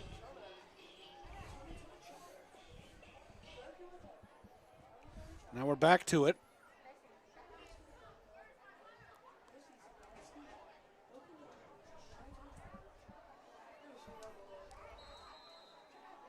All right, shut the deep back. Pulse at the bottom of your screen. Hemmerich with the carry, shut up the middle, and he's going to get stopped about the 5-yard line. Second down. You got to get off that block. Number 2 just got blocked into the end zone. You got to get off that block. You have to go half man. You cannot take on that block and expect continuously get beat. You got to get half man and get rid of him so you can come up and make the play. So second down and 5. I formation for the Arrows. Shot the deep back. Hemmerich. And number 6 Robeson, or number 5 Robeson, the deep back, and that's going to be a give to Shutt. Shutt trying to turn it back up, and Shutt's going to dive his way in for a touchdown. 6-yard touchdown run by Watertown. And that'll stop the clock with about 1:31 left to go here in the second quarter. Brings the score 12. I think you go for 2 here. So 1:31. The motion took you right to the play. Yeah.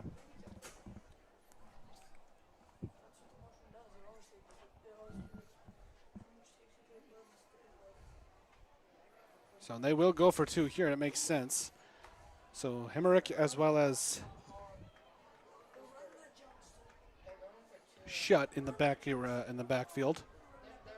And the sprint right, Hemrick looking, surveying, and he is going to get See, sandwiched. that right side is just absolutely dominating. We gotta figure out what's going on with that left side of that defense. Yep. 12-0 lead now for Watertown. Take a quick break here. Back here on Odrick Sports in just a moment. Stay with us. In the Black Hills, we know hard work, we know pride, and we know that when it's time to get the job done right, you don't cut corners. At Black Mountain Painting, we bring that same grit and craftsmanship to every project we touch. Homes, businesses, barns, cabins. If it stands still, we can paint it. Locally owned, deeply trusted, inspired by the Black Hills, and built for the people who call it home. All right, welcome back to it. Short, quick break there, minute 31. The Arrows marching down, I believe, 44 yards for a touchdown and take a 12-0 lead with a minute 31 left to go here in the first half. Big stop on that 2-point conversion, though, making it a 12-point game instead of a 14-point game. Oh, I'd like to change my theory or what I would do on this. I think I would take a shot. And I would want points. It's going to be squibbed right to Sire. Sire takes it from about the Come on, Carson. 15, and he gets all the way out. Oh, to yeah, there it is. That's There's 15 gonna be more. A flag. And minute 22. About the 23. That'll take us to the 38. Come on, guys. We got to do something with that. Minute 22. 2 timeouts. I could have sworn Spearfish took another timeout. No, you got 2 timeouts. Spearfish only took one, and Watertown took one. Almost called him Wagner. Watertown took one. Okay. Oh, they still got Watertown with 3 too. 3 timeouts. Yeah, is what it is. I thought they took one like at the beginning. At the fourth, but if you're Spearfish, you have to find a way to get. Yeah, especially if you're getting the ball back. I don't want to like. So 1st and 10, minute 22. Hughes with the give to Graham. Graham up the middle. He's going to get bounce around, get a gain of about 5. Now get on the ball. Get on the ball, guys. Get on the ball. 2nd down and about 4. Ball on the 45-yard line. Let's go.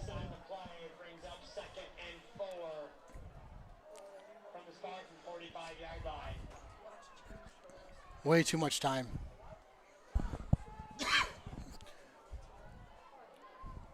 In the gun is Hughes and Hughes. Thomas looking to throw and going to escape and looking to get rid of it, and he's going to take a sack. That'll be 3rd down and about 9. So who took a timeout now? I'm not sure. If Watertown took, okay. Let's say if Watertown took it, they're looking to score again.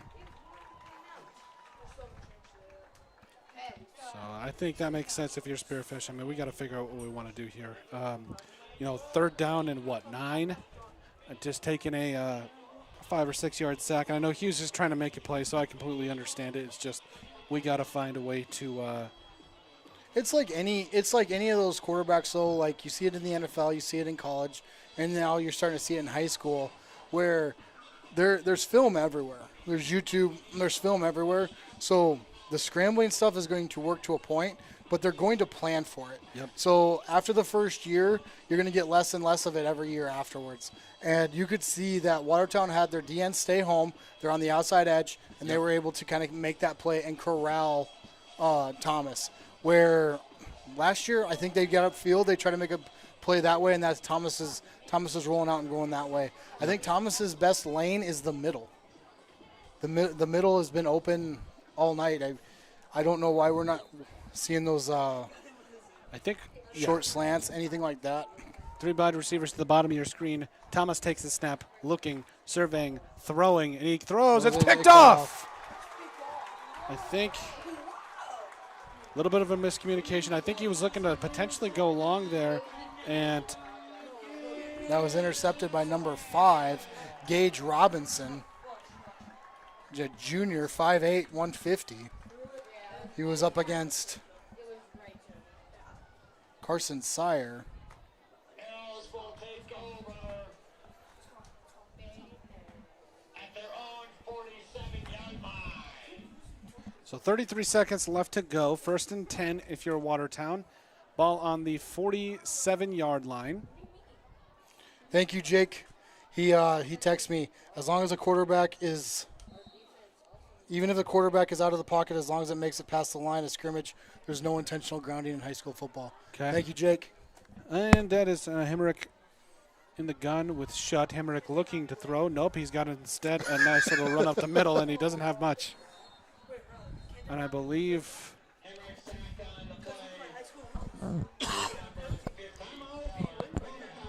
timeout by Watertown. That was open when he took off, and then it just closed. Collapsed. So 2nd down and 11.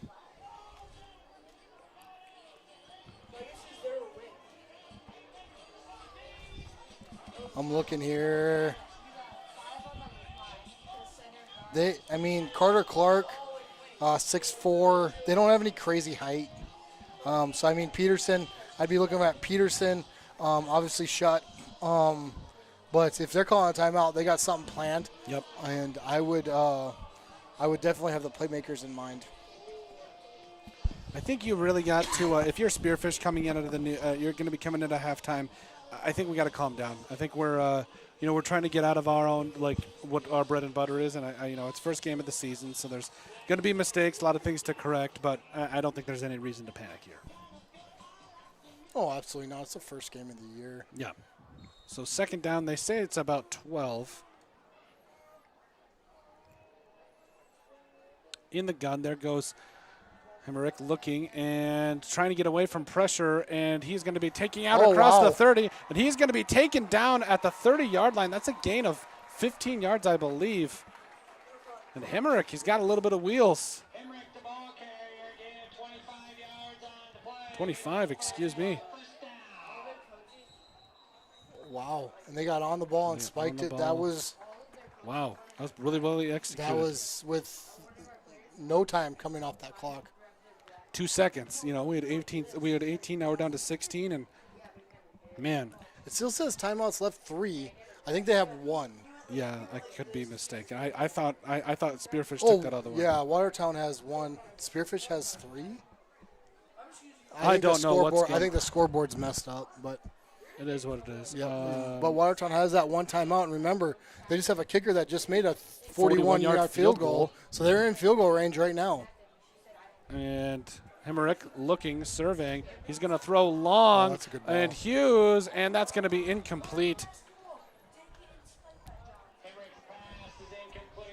So 2nd down and 10 upcoming. Oh, maybe it's third down. Because you got the spike. That oh was yeah, first. Yep. So 10 seconds left to go. 3rd down and 10. I think you take another shot if you're Watertown. So as Spearfish, you got to be prepared. Nothing over the top. This is where Spearfish does really well in these kind of situations. Yep. And as a first game quarterback, you got to really pay attention to where the clock's at. Last thing you want to do is be scrambling around and let that clock run out before you can get down.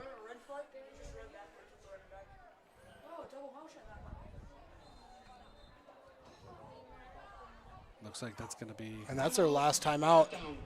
Timeout, Watertown. So what this tells me is whatever play they're running is going to be in the end zone, because they're either going to score a touchdown or the ball's going to fall on the ground. Yep. And this is not going to be a running play. I think if you're Spearfish, you just try. The arrows aren't going to put it anywhere near anybody else can get it other than a receiver, because you don't want to. But you got to, as a Spearfish, you have to know that. You have to realize, okay, now they have 0 timeouts. They're in field goal range right now. So worst case scenario, they're thinking field goal. Yep. They're not going to run 10 seconds off the clock by doing a draw play or running the ball. No. They're going to try to get a pass into the end zone. So if they catch it, it's a touchdown. And if it drops, they still have time on the clock. So as Spearfish, you got to back up to that. Those safeties need to back up to the end zone and just let it come. Nothing over the top. Yep.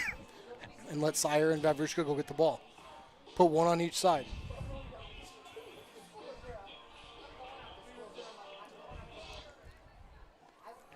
Yeah, they're going right to the field goal.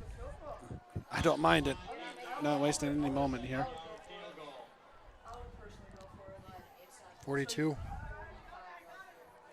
Kick is up, and No that good. is no good. Just left. It had the distance. It was just left.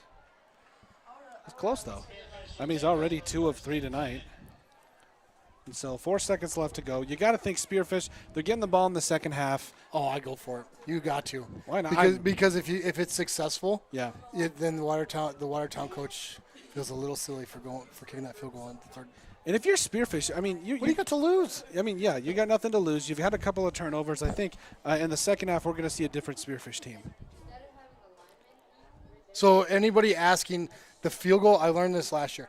That field goal kick, that's why they're getting at the 20. They treat it like a touchback in high school football in South Dakota. Yeah. So they're not getting it where they kicked it. It actually went out of the back of the end zone. They treat it as a touchback. That's why Spearfish has the ball at the 20 right now. So Hughes takes the snap, looking to throw. Steps up. I like it. And going to get tackled down, and that will end the first half with the Watertown Arrows over the Spearfish Spartans 12-0. We're back here in just a moment for your Heinzerling Concrete and Black Hills Homes halftime report. Make sure you guys stay with us back here with that much more with Colton Hall and Ben McCann for you guys. Thank you guys so much. Looking for the ultimate hangout spot in Spearfish? The Clubhouse of Spearfish has it all. State-of-the-art golf simulators, epic sports action, and a full bar with delicious food. Test your swing on their TrackMan simulators, kick field goals, or even take on aliens. After the game, grab a bite and catch all the live sports at their bar. Whether you want to practice, play, or just relax, the golf club at Spearfish is your go-to entertainment hub. Are you tired of your real estate agent not answering the phone, texting you back, or passing you off to a complete rookie who has no idea what they're doing? Here at Pioneer Properties, we take customer service to the next level that extends far beyond the closing table. Whether you're looking to buy, build, sell, invest, anything real estate related in the Black Hills, give us a call today. We'd love to help you out. When Black Hills weather swings from frigid winters to scorching summers, Woods Heating and Cooling keeps Spearfish, Lead, and the surrounding Black Hills area perfectly comfortable. With over 10 years of trusted HVAC experience and expertise in everything from air conditioning to radiant floor heat, call Woods now at 605-861-9592 for dependable year-round comfort. When you're building a home in the Black Hills, who you build with matters. Legacy Custom Homes and Design isn't just another builder, we're your neighbors. Based right here in Spearfish, we've built over 375 homes throughout the Black Hills, each one tailored to the families who live in them. Our name means more because we go the extra mile. From the first sketch to the final walkthrough, we don't just build homes, we help build your legacy. Legacy Custom Homes and Designs, local, trusted, and here for the long haul. Since 1974, Dana Dental Arts has proudly served Spearfish and the surrounding Black Hills area with trusted, family-focused dental care. With over 120 years of combined experience, their doctors provide everything from routine checkups to advanced treatments, all while supporting the communities they love. Book your next appointment with Dana Dental Arts today by calling 605-642-7727 or visit their website at danadentalarts.com.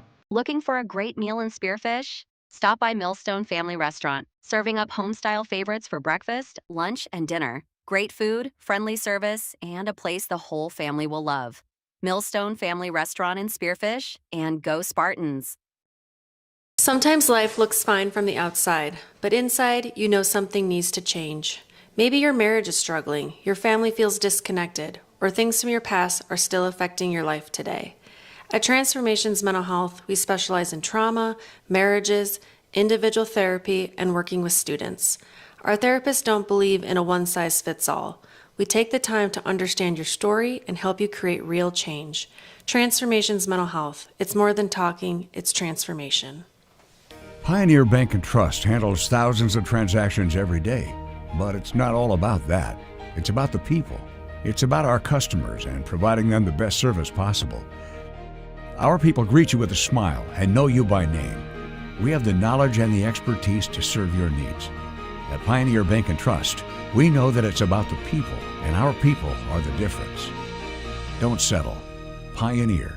Pioneer Bank and Trust. Local. Member FDIC. All right, hello and welcome back to the action. Brought to you by Black Hills Homes and Heinzerling Concrete.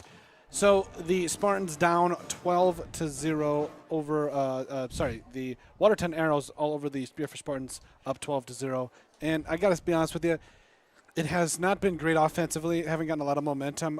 We've had some really good plays, and we've had some, like Thomas Hughes has had a couple of nice runs. Had that really nice, I believe, a 31-yard pass completion to Carson Sire too. So we've had some good moments, but we've had a couple of turnovers. We've had, defensively costly penalties. We had the snap over the head from Easton Walters. So despite all of that, only being down 12-0 is not bad. I just think that the Spartans got to turn it on in the second half. Oh, absolutely. I think they get the kickoff. So obviously you have to do something right away. I wouldn't try to go take a shot. I mean, you got to Graham Hughes has been running the ball pretty well. Yeah, he's running the ball really well. I don't think it's a time to panic and just start passing and stuff. That late.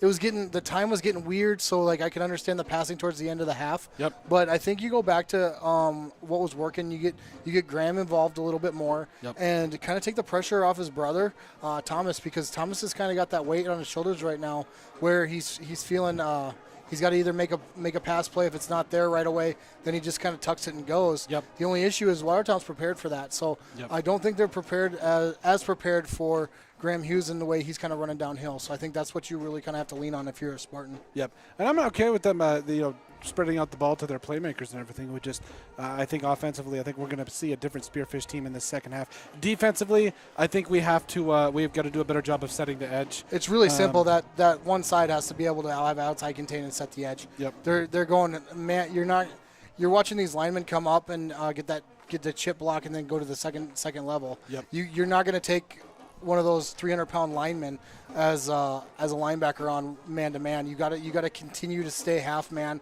And what I mean by that is, engage with one hand and keep the other hand open. Keep that other hand free so you can disengage when you need to and still be able to make the play. Exactly. And I think we are in a spot where it's going to be where we have to make a play at some point. Somebody's going to have to do something.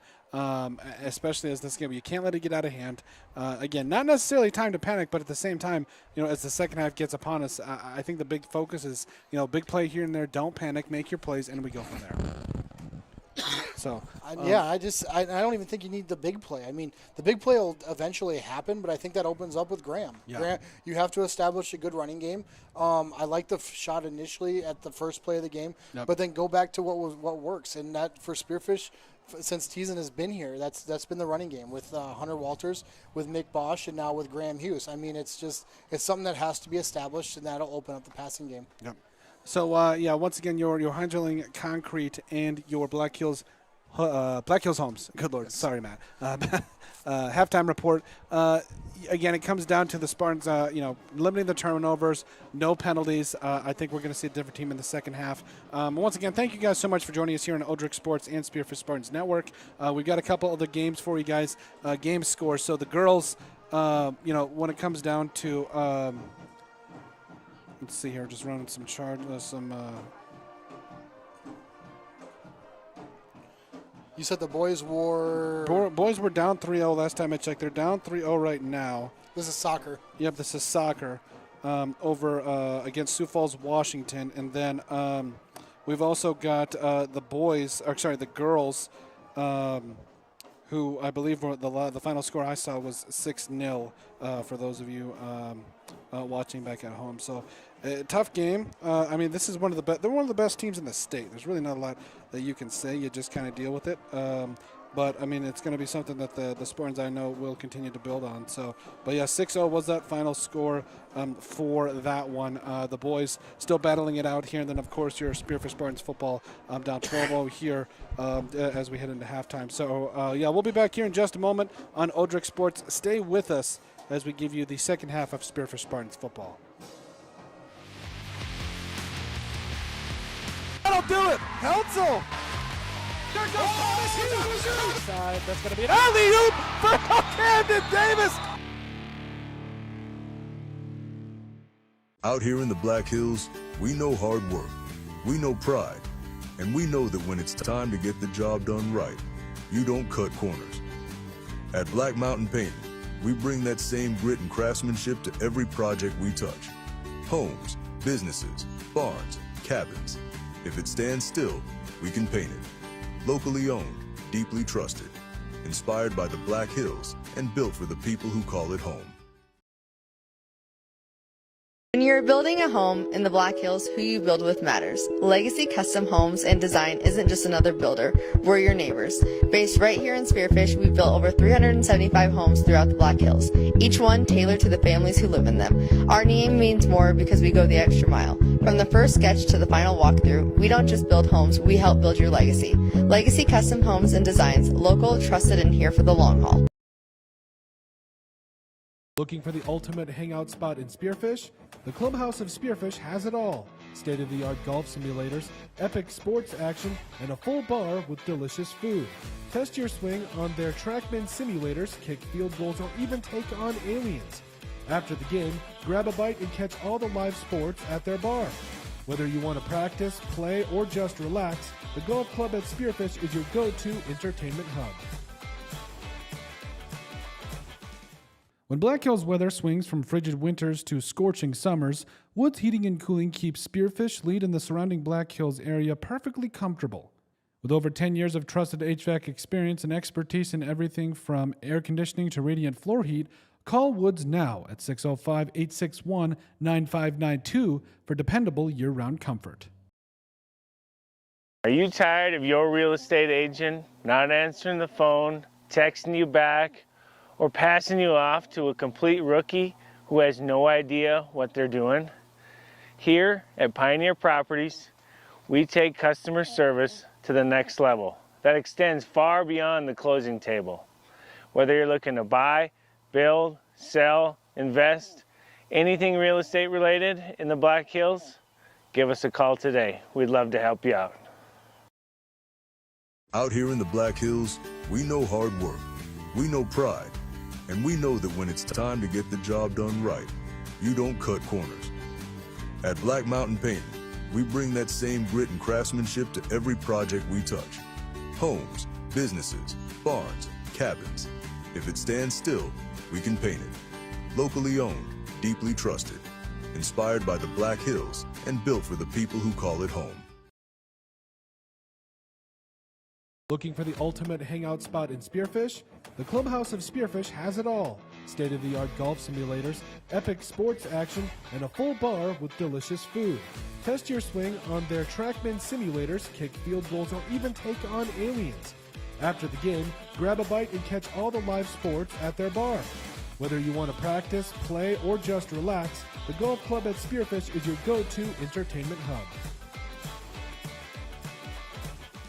Are you tired of your real estate agent not answering the phone, texting you back, or passing you off to a complete rookie who has no idea what they're doing?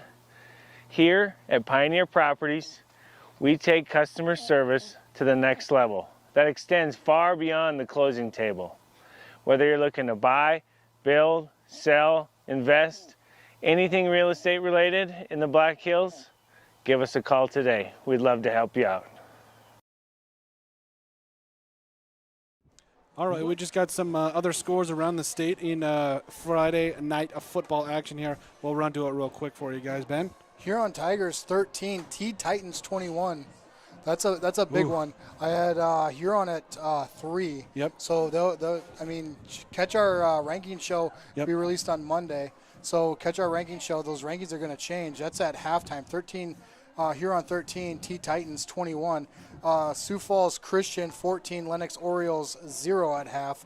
Howard Tigers 0, Castlewood Warriors 6. That's in the second quarter. Sully Buttes Chargers 6, Kimball White Lake Wildcats 22 second quarter, and then Parkson Trojan Platte Geddes Panthers. That's just kicking off. So pay attention to that. That'll be a good game in 9-man. Another good 9-man game will be Bonham against Gregory. Anybody that knows that Bonham-Gregory rivalry, they know that's going to be an absolute slugfest as well. That's just starting as well. O'Gorman Knights 0, Lincoln Patriots 14. That's in the first quarter. That just kind of shows how dominant those Lincoln Patriots are, because O'Gorman is not a slouch team by any means. And they're just kind of scoring at will at that point. 14 in the first quarter. And then got quite a few Saturday games. Freeman Flyers is done 60 over the Chester Flyers, 8, and then the Central Cobblers 0, Washington. I think we got some rain coming down too. Oh yeah. Again, I want to thank the Watertown AD for taking care of us and getting us inside. More than you know. Mr. Wademan, thank you very much. Thank you guys. But yeah, some good football for the first week. You got the Scoopers going to Pier. That Huron game looks. What was that? What was that Scooper score again? Scooper, they play on Saturday. They play on Saturday. They play Saturday. So the Scoopers go to Pier on Saturday. That'll be a. That'll be a good one. Yes, one to pay attention to. And then the Bonham Gregory game, Parkston Platte game will also be 2 good games in 9-man football. So now as we get ready to start the second half, like I said, we need to see, I think we will, and we need to see a different Spearfish Spartans team. Absolutely. I don't think when you lose a player like Bosch, Peel, you're going to lose these guys every year. You're going to lose a leader. This first week, it's who's going to step up and be that leader.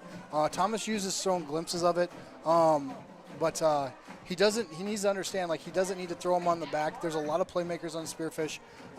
Do Thomas Hughes things, but trust your guys. You know, like, I don't think Spearfish has any reason to panic right now. It's 12-0. That those can be made up real fast. Just kind of do what you guys do, and I think you're going to see a lot more of Graham Hughes carrying the ball in this second half, especially if this rain keeps up. Yeah. I think that's definitely good. It could throw a monkey wrench into things. Let's just hope for no lightning. Rain all at once, just no lightning. This new turf field's going to take it, too. This turf field's beautiful. Yeah, it's absolutely gorgeous. So now as we, I think they added a couple of minutes to the time here. 2 minutes left. 2 minutes to halftime, excuse me.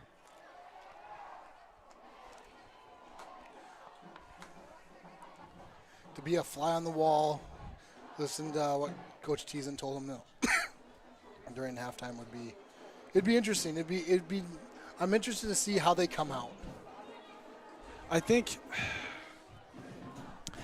that if you're Spearfish, you can't panic. It's only 12-0. Despite the fact that you had a situation where you had a couple turnovers, I think Thomas Hughes trying to do too much. It's a really good player, but I think that even he knows it's going to come down to, calming down, making those plays. If he would have went down, I mean, it wouldn't have hurt us to have to fight for a couple more yards, another play. So I understand it. I understand a playmaker wanted to make a play. But at the end of the day, I don't think it's time to panic at all. Cade Vavrushka showed glimpses. I shouldn't say glimpses. Cade Vavrushka on the defensive side has been absolutely dominant as well. When Cade Vavrushka is up and he's not got anybody to guard as a DB, he's doing really well. Yeah. So now we're under a minute here to go as we get ready to start the second half. The Spartans will receive the kickoff. Start out the third quarter.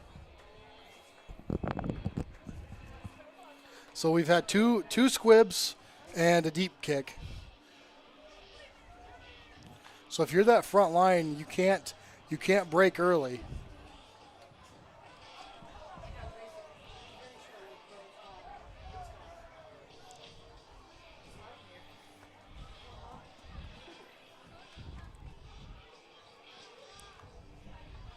So, looks like we got a little bit of.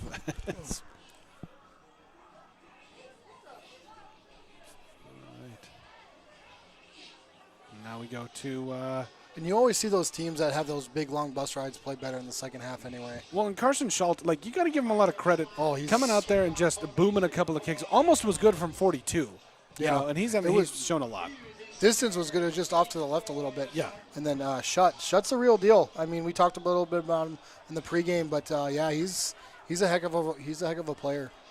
And so Schultz lets that one fly, and Sire lets that one go at the back of the end zone.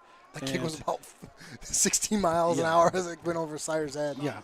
I mean, they've got a really good kicking game. But, no, I think now starting out the second half, I think you have to calm down. There's no reason to panic. Defense, you got to be able to make your stops. Now let's go play some football.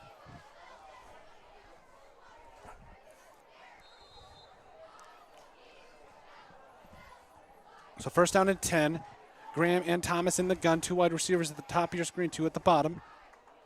Thomas with a man in motion. That's Jones. The give is to Graham up the middle. Graham finds his way up to about the 24-yard line for a gain of about 3 or 4. Second down upcoming for Spearfish. I'm not sure what happened there. It looked like Jones went in motion, but then you got lucky he didn't get a false start. Illegal formation or something, or procedure, yeah. So 2nd and 7.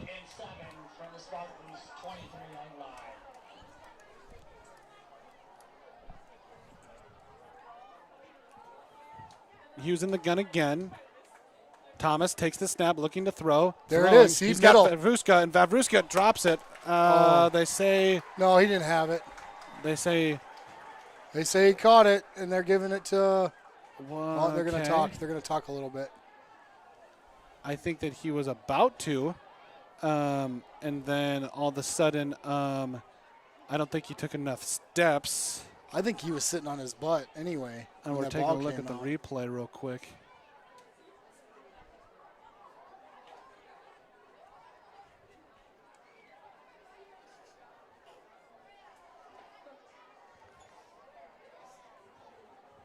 I think he's down. But yeah, they're gonna rule that he caught it and give it to Watertown. We're watching the replay up here in the booth. It's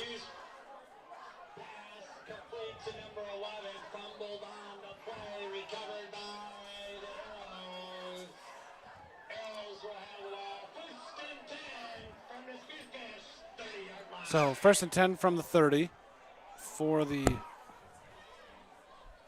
It's a tough break for Spearfish.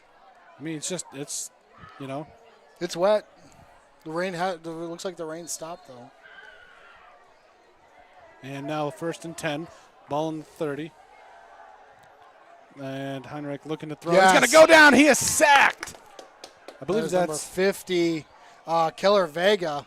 The sophomore making a play in the backfield, and that's a big loss of about 8 or 9. You talk about that. That's a momentum thing right there. 2nd and 17, loss of 7. Again, that's such a big play just because, you get the fumble to start out the second half, and your defense hoping to make some plays now. I'm really surprised by how they've been going away from Peterson quite a bit.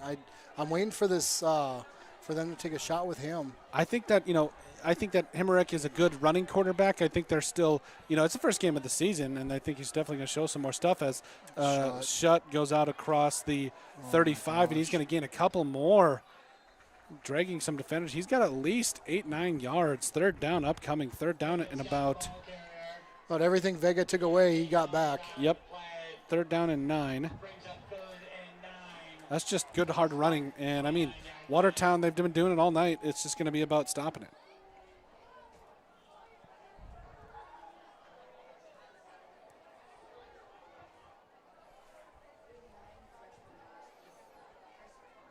You got Noah Sutta out there, 5'8", 145, sophomore, in that linebacker spot. So now the Arrows in the gun with a man in motion, 3rd and 9. Himmerich with the fake. He'll throw and looking to get rid of it. He's wide open, and that's going to be a touchdown for Watertown.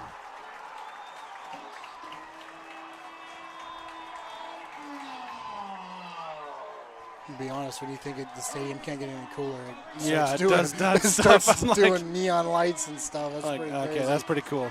So it's just a breakdown in defense. You got to stay with your man.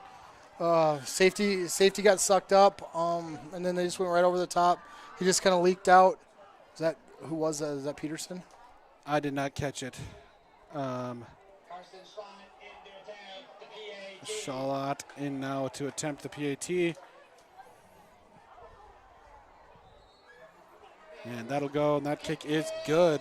Make it 19-0. With 9:34 left to go in the third quarter. Again, if you're Spearfish, you don't have much time, but we got to get rolling.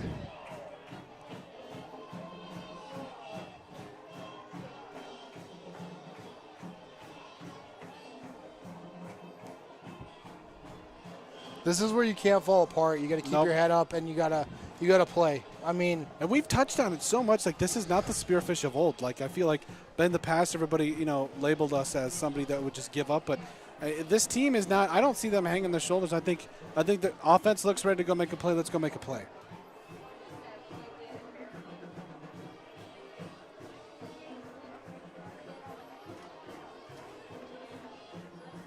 So now it looks like Schultz getting ready to kick it off here. 9:34 left to go.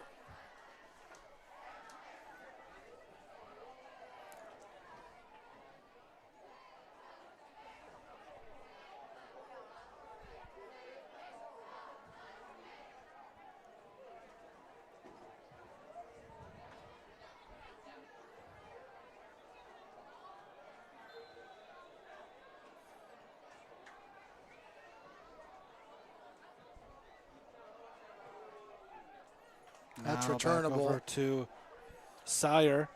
Sire's got across the 25. got Sire a cuts little bit- back. Gets back to about the 30-yard line. Solid return. And the Spartans will take over.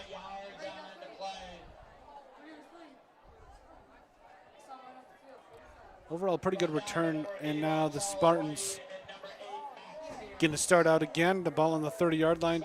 Two wide receivers. The top of your screen, that's three, excuse me. You've got Graham and Thomas in the gun. Carson Sire at the bottom of your screen. 1st and 10. Thomas takes the snap. It fakes it to Graham. He's got a man out the middle, and that is Vavruska. And Vavruska will be wrestled down after a solid gain. That's a gain of about 19 yards, and the Spartans. Can I just, where'd they gain that at? Middle of the field. In the middle. Yeah. And so Streaming it all first half. So 9.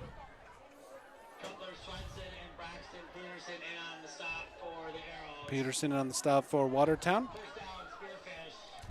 That's what you wanted to see, though, if you are Spearfish. 1st down and 10. Pass completion of about 19 yards. Man in motion is Jones. Thomas Hughes and Graham Hughes in the gun. Thomas Hughes takes the snap and gives it to Graham up the middle. And Graham's got a little bit of room out that side. And Graham Hughes fighting for yards. He's got a 1st down. 15-yard gain. Great job, Graham. Spearfish showing some life. Now down to about the 35-yard line, and we are cooking with gas. Watertown's student body is very friendly. They're friendly.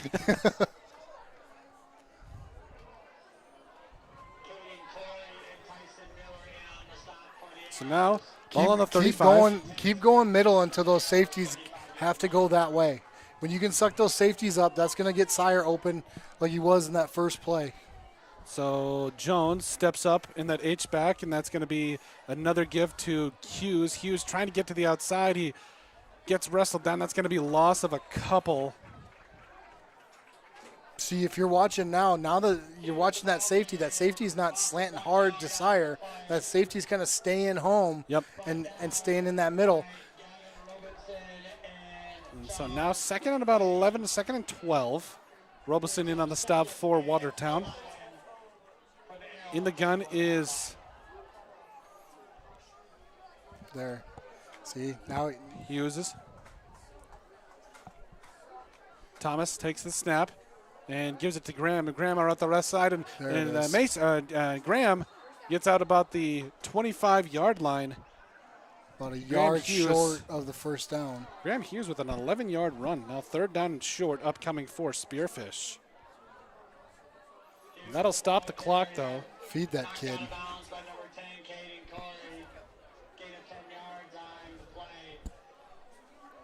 So Graham and 3rd down, excuse me. Graham and Thomas in the gun again.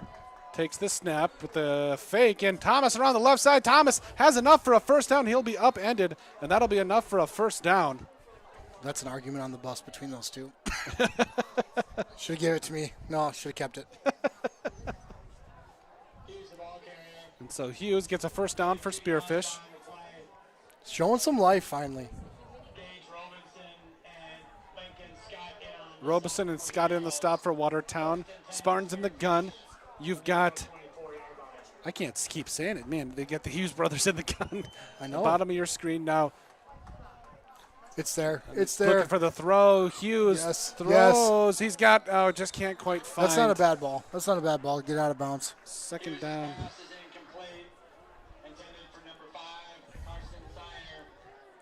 Ball on the 24-yard line. Second down and 10. I feel like you need Vavrushka coming across the field more, not on the same side as Sire. You need him coming across with Sire running that fade route. Or maybe even Payne Jones. He's got a little bit of meat to him, and he's a big kid. Oh, he's really big. Liam Getz made some good big catches plays last year, yep. So now in the gun is Thomas and Graham. In motion is Jones. Thomas takes the snap, gives it to Graham up the middle. Graham muscling his way for a couple, and we've got third and medium coming. They gave him one. 3rd and 9. So 3rd and 9, 6:50 left to go here in the third quarter.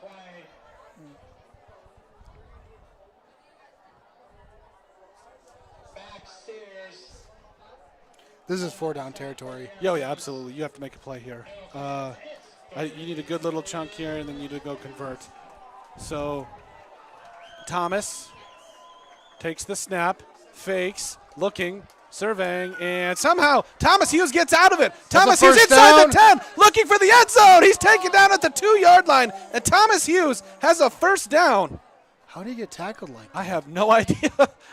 Thomas Hughes. He's down. That looked like he got, I don't want to say horse collared, but he dropped back pretty quick. So first down. Watch that on the replay. Great play there. And now Hughes and the Spartans knocking on the door. Absolutely. Looking for the tush push here. Can't do tush push in high school football. 6-0, and that's going to be a flag on the, no, looks like there's a fumble. And Hughes, I think. The issue with the tush push in high school football is you cannot assist the runner. You can't touch the runner. You can do nothing. You can't pull on the runner. You can't, but you can push the pile. So you can push the lineman. You just can't push the runner. So 2nd and goal from about the 2. That was an emphasis last year, the old tush push in high school football. So 5:30 left to go. In the gun is Thomas as well as Graham, and the give, no fake to Graham around the left side for a throw. It's short. And they say short to Vavruska. 3rd down upcoming from the 1. You got to get in. You got to get in, guys. Line up and give it to Graham. That emphasis on the tush push didn't. Yeah. The old Dakota Dome. 3rd down and 1. Spartans knocking on the door. Thomas and Graham in the gun. 2 wide receivers to the top of your screen, 1 at the bottom. Man in motion. That's Vavruska. Thomas. Give it to Graham. Takes the Give snap. it to Graham. Fakes. Thomas around the left side. He's got a little bit of room. Spins. Is he in? They're going to call him short? He's down at the inch line. What's with these? The pylon goes, the player's in. So 4th and goal upcoming for Spearfish. That is. Got to find a way to punch it in here if you're Spearfish. One last chance. 4:12 left to go in the third quarter.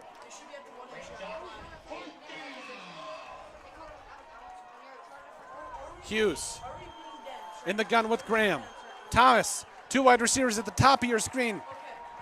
Hughes, man in motion, that's Vavruska, takes the snap and gives it to Graham Hughes, who bams his way. He's in. Yep, He's in got for the a sideline Spearfish Spartans touchdown. Good job, Graham Hughes. Kept the feet moving. Great job. And that's a 1-yard touchdown. We are sweating up here, by the way. Like, it is we knew this was going to be this kind of game, and now your defense has to go out and start making some plays, stop the run, because your offense finally gets on the board with a 1-yard touchdown run from Graham Hughes. And now Cade's kicking the extra point. It's like Booby Miles out there.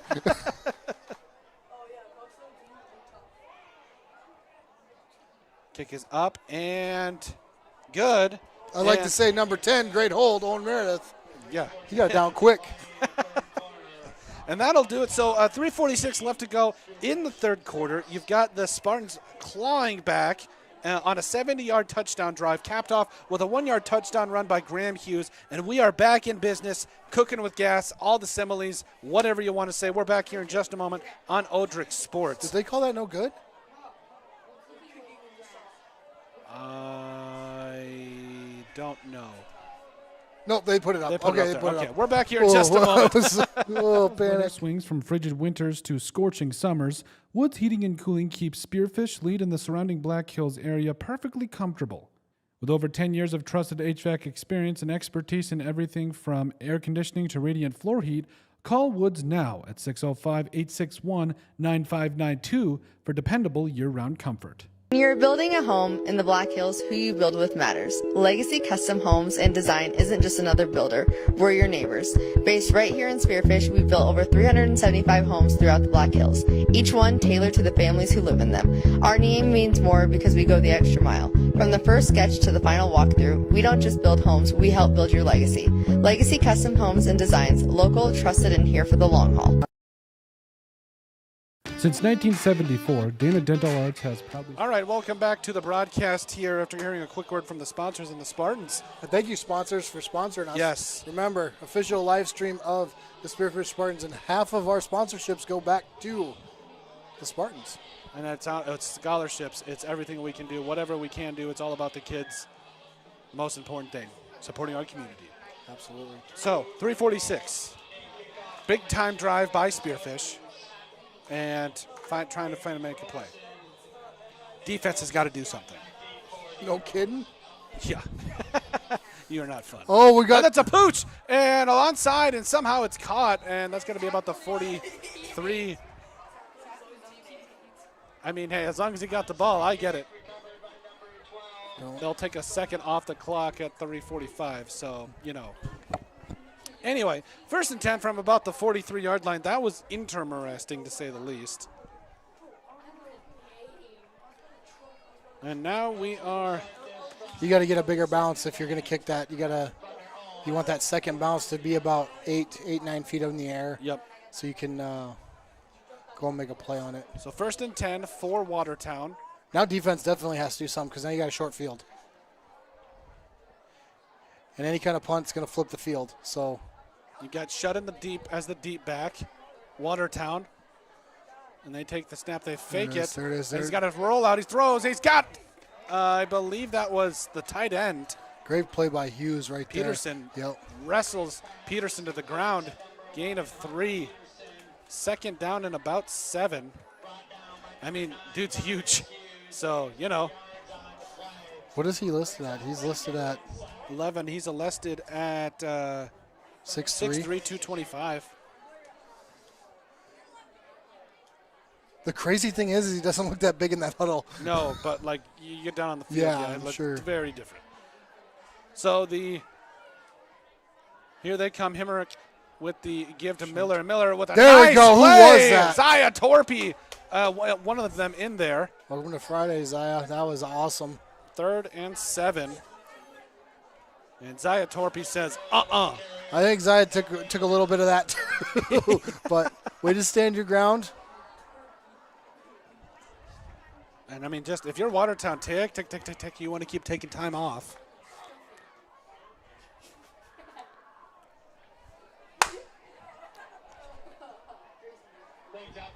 So 3rd down and about 7 from the ball. The ball is about the 46-yard line. In the gun, and they've got they'll put Peterson on the line, and they'll take Swenson off. Hemmerich in the gun, looking to throw, and lets it go. He's got Graham Hughes in coverage, and that is way over his head, and they say that is incomplete. Do they say it's incomplete or is it incomplete? Either way. 2:09, 4th down.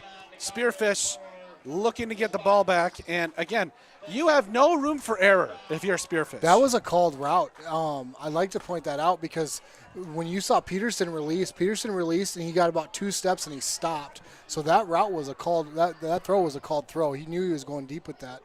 Peterson kind of died out on the route over here, so you knew you kind of. So that was a design deep ball. All right, so the Arrows looking to punt. Oh, we got a flag. Jones stepped off sides, a 5-yard penalty. I think it's. You have to know and hold your water. It's still 4th, but now it's short. It's 4th and 2, and if you're Watertown, but do you take a chance? No, absolutely not. Absolutely not. I try to you draw them off sides one more time. If they don't go, I punt the ball. The last thing you want to do is get Spearfish the ball at the 50. Oh, they're going to go for it. And I don't hate it. Shutt's been running the ball really well. I get it, but I also, you want to be able to eat the clock. True. So 4th and about 2. This is the big guys. This is D-line. This is the linebackers. You guys got to scrape. You guys got to, fill your gaps. We got to pick up a couple yards here if you are Watertown. Oh, he moved. Watertown moved. That's 5. That's 5 on Watertown. Oh, they say. Are they putting it on Spearfish? It was Watertown. Oh, they're pointing at Watertown. Yeah. Dead ball, yep, full there we start. go. So we're back to 4th and 7, and I think. Now we're going to punt. Okay. Don't you just love high school football? Just the chess matches and everything that happens? Like, come on. I'm just glad the clock doesn't run during the fall starts. Old Bill Belichick. I can't believe it. Just giggling. 4th and 7. Back to where we started. And, yeah. All right, nobody jump. Jones, somebody nailed his foot in the turf. They got to understand how. Oh, that could be. Almost blocked.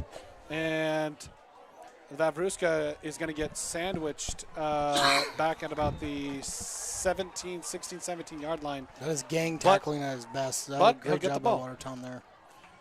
But we would get the ball. So now, change of possession. That was a good punt. Goes back to Spearfish. 1:58 left to go in the 3rd quarter. Plenty of time. Plenty of time.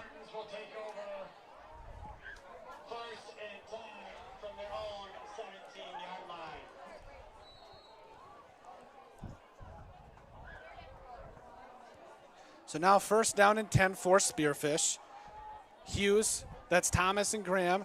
Jones in motion. Give it to Graham. And they it's a fake. Thomas right middle. Across the middle. He's got Vavruska. Vavruska across the 30. Cade Vavruska all the way out to the 40. And that's a gain of 23 yards on a 1st down for Spearfish. I'm probably getting too into it. But no, absolutely not. Absolutely not. I'm just hoping maybe they're listening to the stream. I've been saying middle's open for a whole half. They say, gain of 34. What? Okay, all right. Anyway, so ball on the 41-yard line. Man in motion is Jones. The Hughes brothers in the gun, and the give is to Graham up the middle. I love the delayed handoff, and Graham Hughes. You got to respect it because he can. 5-yard gain. Hughes can still pull it. So what that does is it keeps those D ends honest. Yeah. They're not collapsing. Yeah. And that's what Hughes should be. I think that's what Hughes is reading. And if they collapse, obviously he's going to pull and go. Yep. If they don't collapse, it's a give. Yep. And if he's mad at his brother, it's a pull and go too. But dinner table conversations aren't great. So it's the benefit about being the quarterback. Thomas and Graham in the gun. You've got 2 wide receivers to the bottom. Man in motion is Jones. Thomas takes the snap. And again, give is to Graham. Graham muscles his way. That's a face mask. You saw that. Yep. Hughes is calling for it. Yeah, you saw him. They throw, so when it's a personal foul like that, they throw the flag right at the personal foul, so you can kind of see that yellow flag in that yellow outline of of Watertown. So they got a personal foul face mask on the defense, and that'll be an automatic 1st down, won't it? No automatic 1st downs except for roughing the kicker and roughing the passer. in high school football, but it will be enough for the first down. So first down. All right. You learn a lot in little kid football. No way. Oh yeah, we have really good. We have referees that will explain stuff. Like if you don't understand, you can go talk to them. And then learn a lot from Mr. Latson too. Oh, Latson's awesome. Yeah, he's a great guy. Super knowledgeable about everything. So Hughes brothers again in the gun. 2 wide receivers at the top and bottom. Thomas takes the snap, looking, fakes. Like he's right. there. He's Thomas there. Oh, trying to throw. He's got. No. We've He got had Jones. Sire right away. Sire knows it too. He's sitting there like, come on, what's the guy got to do? 35 seconds left to go in the third quarter. He had a 5'8" kid on him. He's got a couple of completions to Cade Vavruska. We've got overall it's been a pretty solid game. 35 seconds left to go. Second down and 10. Come on, guys. 2 wide receivers to the top. Man in motion is Jones. I love that they're Hughes keeping brothers them in on the gun. separate sides. Thomas takes the snap and fakes it to Graham. He's got a little bit of room around the right. No, Hughes looking for some, just trying to get back to the line of scrimmage, and they say it's a fumble. He's down. Watertown's ball. The bag came out. As soon as the bag came out, And that'll be a first down.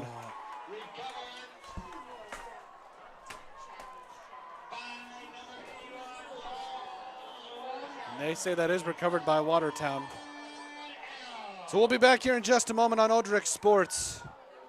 Stay with us. Spearfish and the surrounding Black Hills area with trusted, family-focused dental care.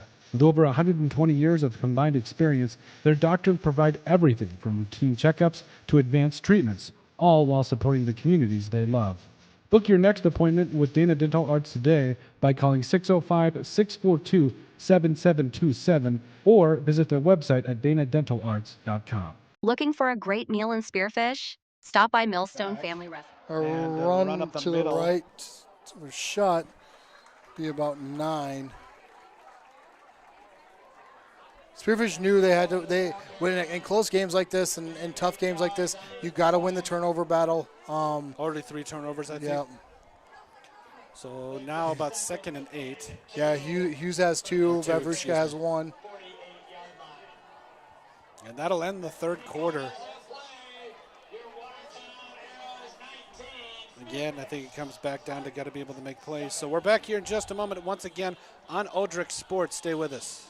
Serving up home-style favorites for breakfast, lunch, and dinner. Great food, friendly service, and a place the whole family will love. Millstone Family Restaurant in Spearfish, and go Spartans. Sometimes life looks fine from the outside, but inside, you know something needs to change. Maybe your marriage is struggling, your family feels disconnected, or things from your past are still affecting your life today. At Transformations Mental Health, we specialize in trauma, marriages, individual therapy, and working with students. Our therapists don't believe in a one-size-fits-all. We take the time to understand your story and help you create real change. Transformations Mental Health. It's more than talking, it's transformation. Pioneer Bank and Trust handles thousands of transactions every day, but it's not all about that. It's about the people. It's about our customers and providing them the best service possible. Our people greet you with a smile and know you by name. We have the knowledge and the expertise to serve your needs. At Pioneer Bank and Trust, we know that Okay, we are back. I'm sure you guys saw that. Insane coming from an old guy that when the lights went off, you had to wait 10 minutes for him to warm up to turn back on. That's insane. So there's going to be a big play there. He's got him, and that's thrown. Our incomplete. DB wasn't even. Hughes. They're trying Hughes out in the flat, I believe. Oh no, that's Watertown player down.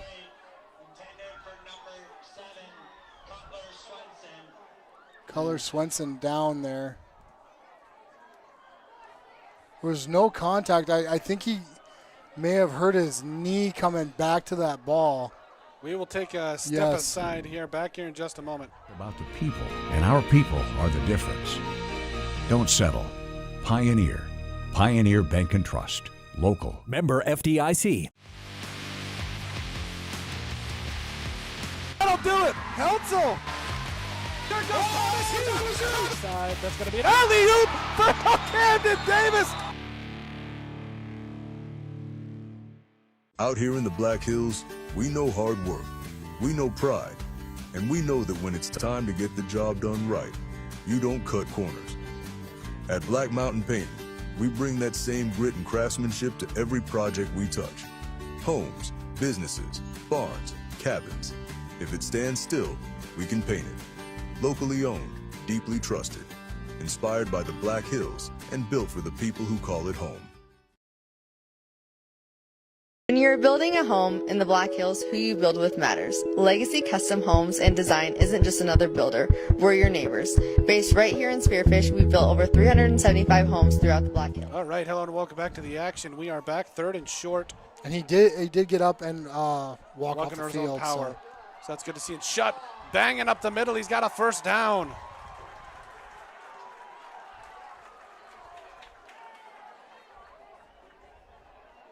And for some reason,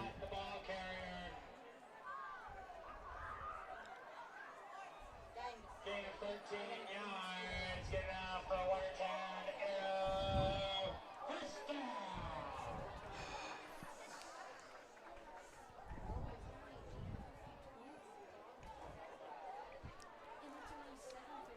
so first down and 10.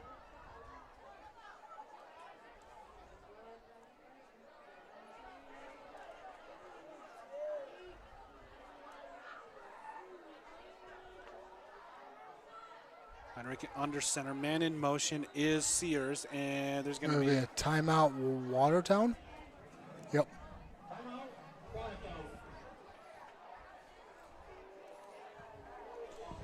And if you're Spearfish, you it's do or die. You got to make a play here. I don't care. Like, you got to go for the ball. You got to find a way. You don't have what 3. Well, 4 that was. I turnovers. mean, that was the way right there. There was a lob pass up to a receiver. It was an underthrown ball, and unfortunately, Graham didn't see that he threw the ball and just kind of. And I get the mindset of not trying to like get beat, which makes sense. But I also at the same time like we got to get our head around a little quicker. I think. Yeah. Yeah, he didn't. It looked like he was kind of surprised that the ball was, but hats off to Watertown. They've been doing a great job. Yeah, they've been mixing it up. Like I thought we were going to come in here and watch, Shutt carry the ball 30 times, and they've been doing a really good job of mixing everything up and keeping the Spartans on their heels. So Shutt, Heinrich and company back in for the Arrows. Top of your screen is number 7. Come on, Vega. Man under I center love is that Heinrich. they have him on the outside right now. And with the gives to Shutt, and right up the middle, he gets 3 or 4. Second down upcoming. Second down and about 6. Gain of 4 yards on the play.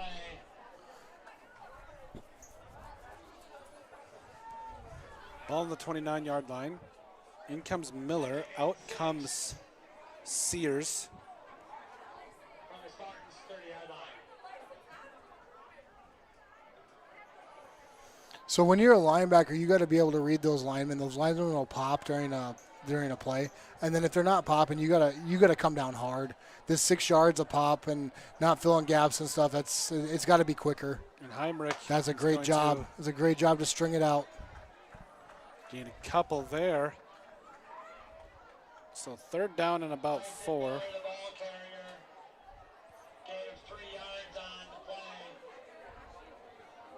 It's that triangle. So what you're doing is you're reading the guards and your quarterback. Guards stand up, they pop, pass play. If guard starts to pull, the guard will take you to that play. You got to do that as a linebacker, and I think then you just fill as you go. But you got to fill downhill. Yep. You can't wait to fill, and I think that's kind of what's happening because they're making plays, but they're making plays 5 yards down the field, 6 yards down the field. Yep. We got to get more push. Yeah, up you front. got to meet them at the line.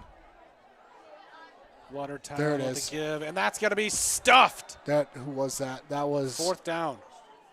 I want to say that was Scharf. 4th down and about 4. Nice play there. in the 32. backfield. That was Lewis. Brock Great Lewis. job by Brock Lewis there. That was how you play.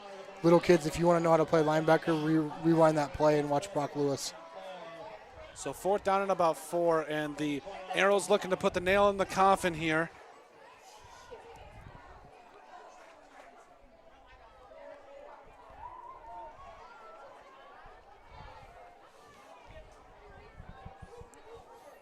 They're in field goal range. So now, in the gun, Heinrich and shut. Man in motion, that's Paulson. Snap.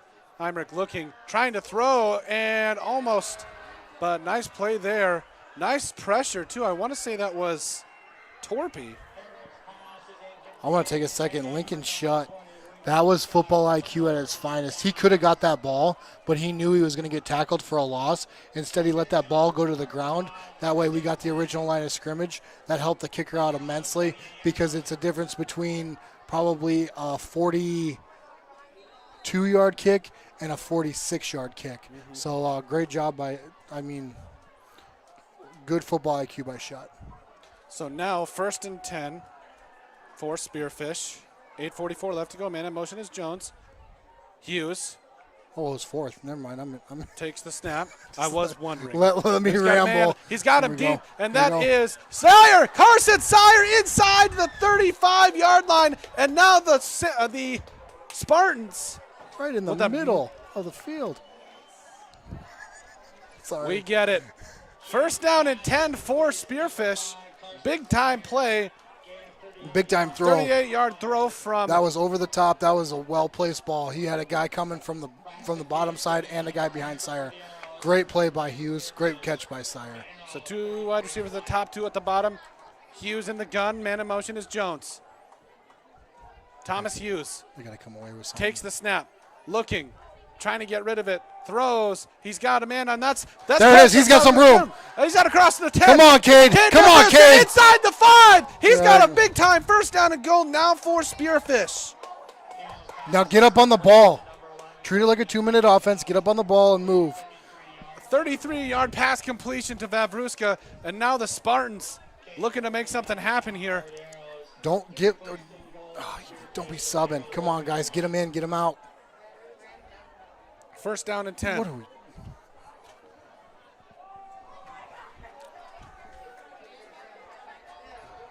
First and goal from the 1.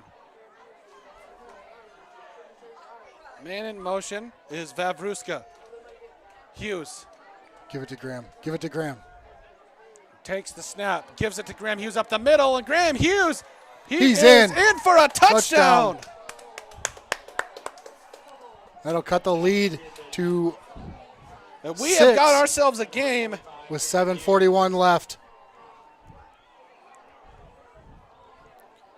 That is what you want to talk about. When you talk about responding, that's what you want to see from Spearfish. Absolutely. I just wish they wouldn't have made that substitution. Not anything against the substitution or whatever. Just get it down and get them on. They're on their heels. Yep. So you know you're giving it to Graham. Just get set, give it to Graham, and go through it. And Cade Vavruska now for the point after. I mean, we could argue that was all set up by Cade from the very start. Yeah. And that is an extra point. And now the Spartans, I mean, they got life. We got life, and we make a defensive stop here, and we go score, we win.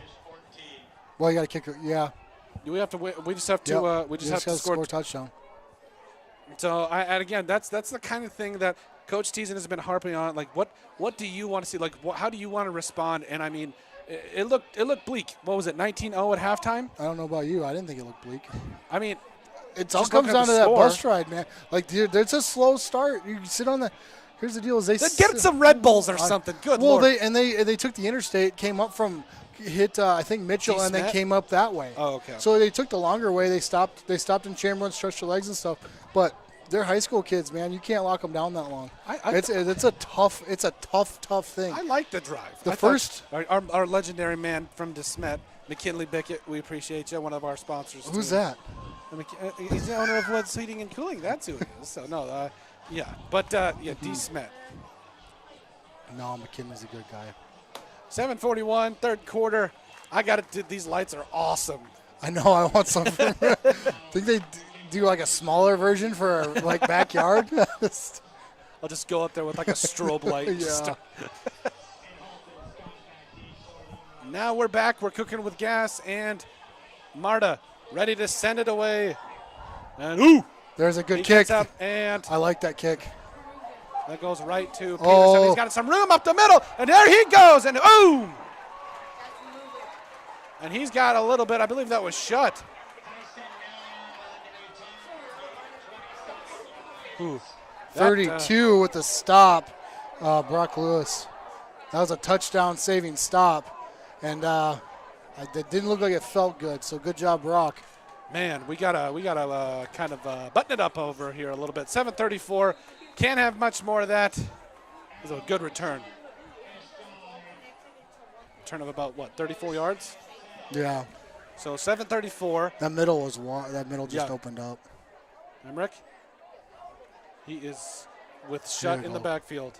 And there's the gun. Sayers are. There's a fake, and that's going to be a nice play for that defense. Short gain. Great job, Carson Sire there. Second down now, and about, wait for it, 6. I think Watertown's going to end up with the Twins. Try to spread them out because as of right now, Sire and Vavrushka are able to kind of creep up towards the line of scrimmage and really kind of help with that outside contain.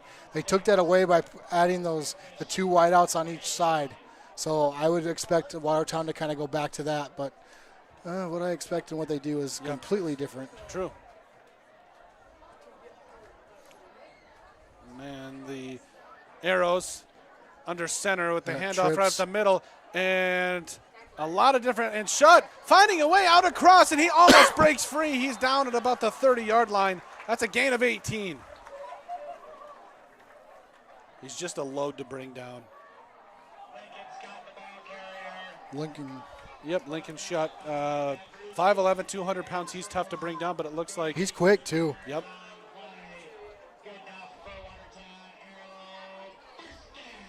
Somebody's hobbling. That's Shutt. Ooh. That is hobbling off. I think it'll just hopefully tape him back up. He'll be good to go. First down and 10 for Watertown. See, I like this spot where Sire's up. And there goes the snap. And right up the middle, Miller tripped up. Second down. Basically, same play, just a little bit different results. Trying to find 20 on the back end of. Oh, here comes Shutt back. 22's off, 5's off, or 9's off. Shutt. You just know they're probably going to give it to Shutt. Emmerich under center. Shutt in the deep back. I would assume right side run. There it is. And there's going to be a pitch out to Shutt, and Shutt is arm tackled, and then finally, they just can't bring him down. He's going to go down at about the 19-yard line. That's close to a first down. And Shutt is hobbling. Lincoln Scutt, I'm sorry. 8 yards, and that's a first down.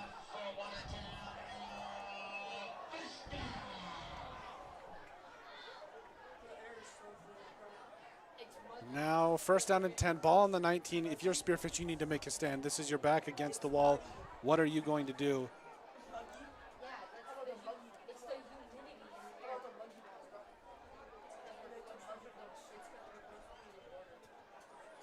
And there's going to be a give up the middle, and Miller is going to be chased down, but he fights for more yards. It's a gain of about 4. Second down and about 6. You got to get the ball back.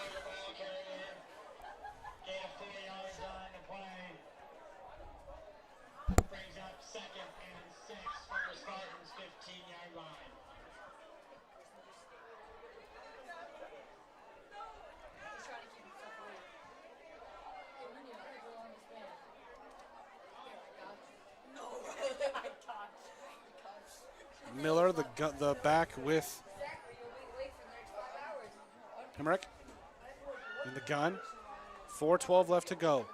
Emmerich takes the snap. The give to Miller on the left side, looking, patiently waiting. Got another nice run, but he's close to a first down. Just short.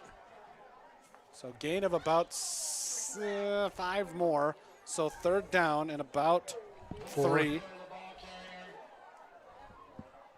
No. Now back comes in Shutt, and you're thinking, You know where it's going. Yeah. From the Spartans, 13-yard line. And you might take a shot. You might take a shot here into the end zone. But I mean, I think.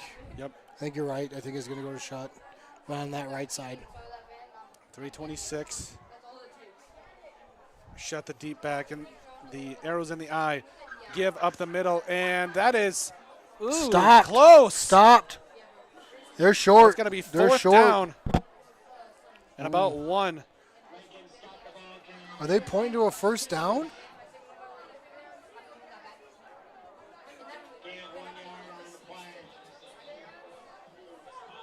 Timeout. I Oh, think. timeout. Okay, that's what I was doing. So 3:12. So we get things rolling here. 3:12 left to go. If you are, This is it. I mean, I'll be honest. I think this is it. Yep. 4th and 1. I think you got a jailhouse blitz. I think you just send it. You know what I do? What? I kick the field goal. I don't hate that. I think if you're Watertown, I think you put the nail in the coffin, and you take care of business. And so, but. And let us know what you guys think. Spartans now 3:12 left to go. 19-14 game. You travel 6 hours via 6 bus. And 6. You've been saying that for 3 days. You travel 6 hours by bus to Watertown, and you got to find a way to stop him here. Yeah, this is a big tell because 11 AA not taking anything absolutely great running back, but every team seems to have a shut in 11 AA. Yep.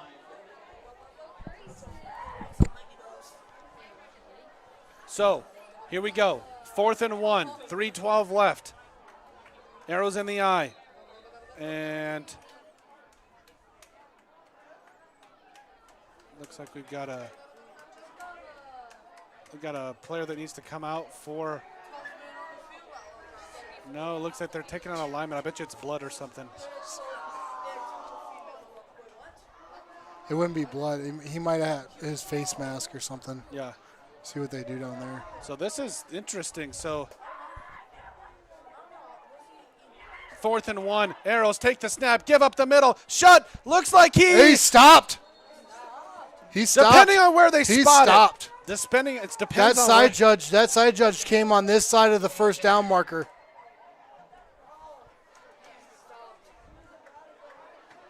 They're going to give it to him.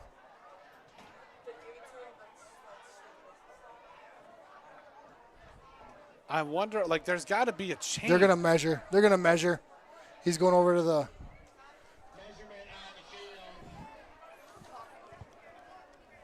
Great play by Spearfish. No matter how this Try to goes. get that shot for you guys. And that measurement. First down. Oh, they gave him a first down. Oh.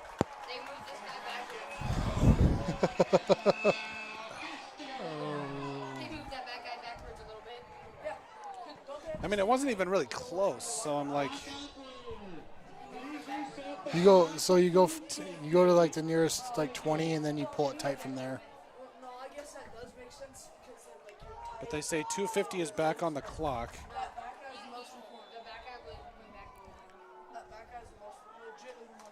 All right, the Arrows, fresh set of downs. Do you let them score? I don't know. You can't. You only have 2 timeouts left.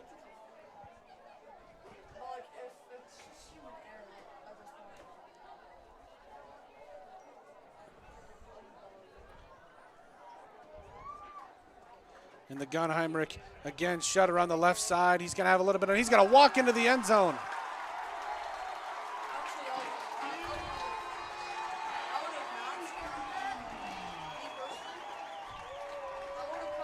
I don't think they were. I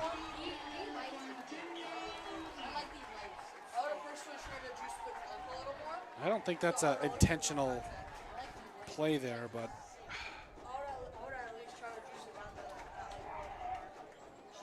That's tough if you are the Spartans.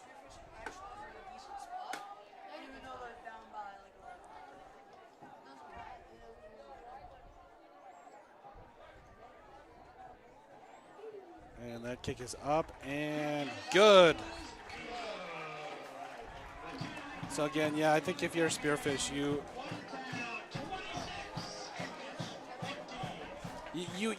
we all know the play. Like it's 4th and 1. You got to come up with a stop, and just not quite. Just a football length. I mean, and it really is a game of inches. I mean, and you got to go back and look. I mean, that's a tough one, and the Kate Vavrushka was a tough one. The fumble. No reason we couldn't be. You know, it's just that's what it comes down to. But yeah, absolutely. We got to play better.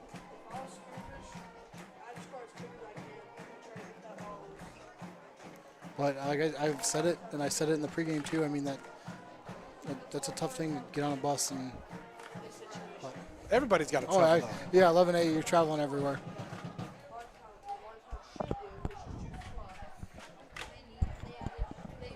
All right, 2:19.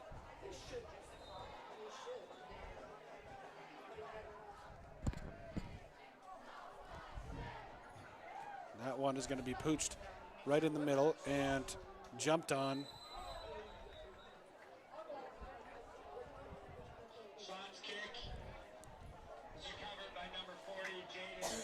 So 1st and 10. Now for Spearfish. You gotta go quick. Spearfish to start this possession. 1st and 10 from their own 33-yard line.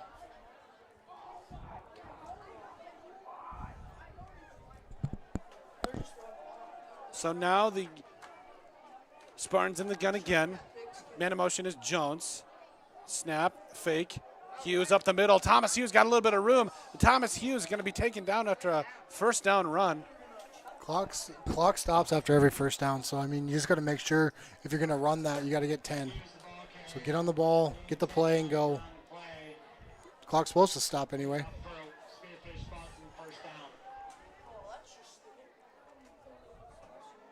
First down and 10. Hughes again takes the snap. Looked like he was going to fake it, and now he'll throw it. He's got Vavruska, gain of about 8. Here's his pass, played to number 11, Kate Vavruska.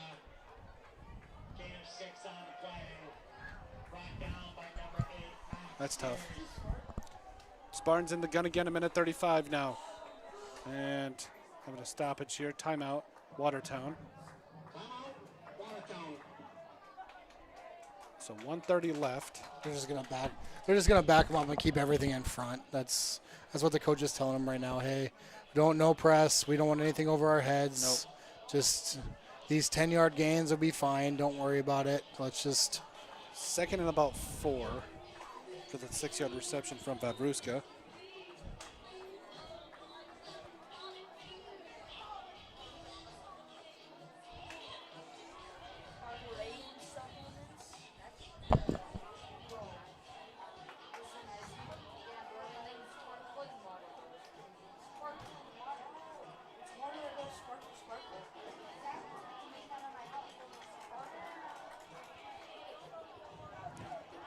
And again, I think it comes down to the fact that, I mean, so many mistakes. You're still in this spot where, I mean, it's not out of the realm of possibility, but I mean, despite all the mistakes, I mean, it's just still in this.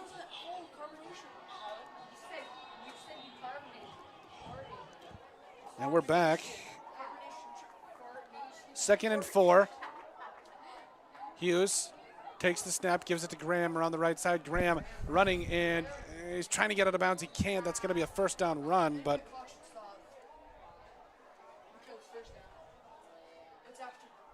Here's the ball carrier, gain 8 yards on play. Clock's running. Tackle brought down by Charlie Whiting. Hughes, Thomas Hughes takes the snap, looking, going to throw, Get rid of it. and looking, Get rolling rid to of the it. left, and he'll throw, and he's got a man deep, but not quite. And that was intended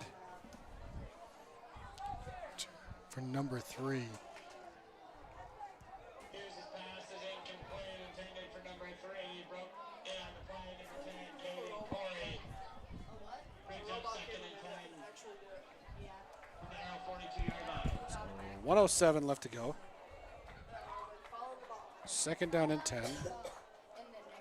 Takes the snap. Hughes looking, surveying, still looking. He's got time and he's got a receiver, and that is Vavruska with the first down. Clock will stop until the chain's set. Gain a 12, first down, ball on the 30-yard line.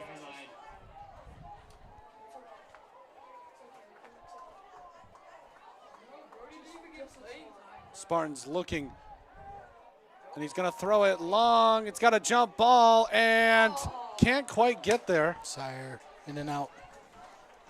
Here's his pass. Is incomplete. Intended for number 5, Carson Sire. But that will stop the clock. Yeah, I don't mind taking a shot there. Like, no, I like it. It wasn't a bad ball either. No. Sire got his hands on it. It's just double covered. It's tough. So 2nd and 10. Hughes takes the snap, fakes. He's going to run up the middle, and Hughes. See, and to me, these are just. This is what I was talking about. Unnecessary hits on Hughes. Just, I throw the ball. Yeah, we still had an extra. Now we'll burn another timeout. And we'll use a timeout. And we got 2 timeouts with 25 seconds, right? We had timeout. We had 2. We had 3 timeouts when this started. So we've used 2 on this drive.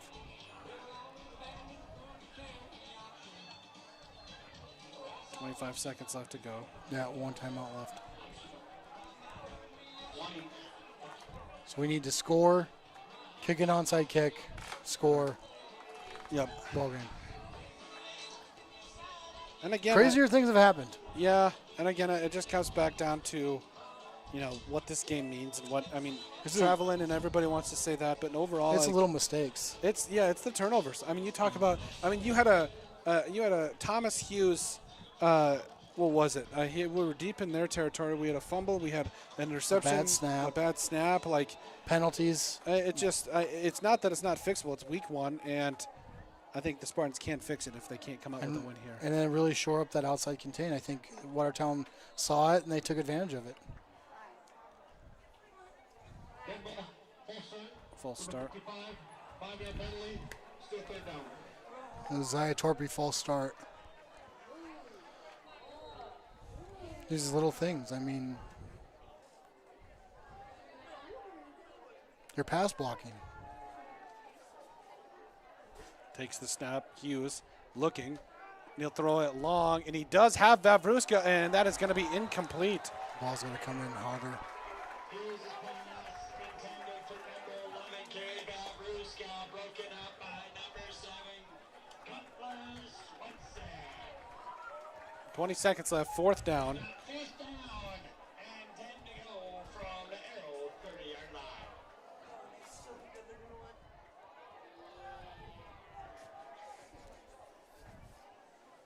Snap goes to Hughes. Hughes looking, surveying.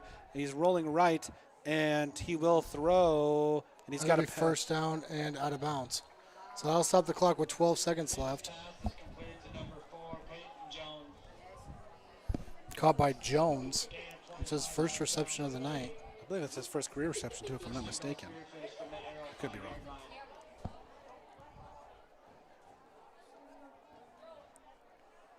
.12 seconds left to go. Hughes, the Spartans.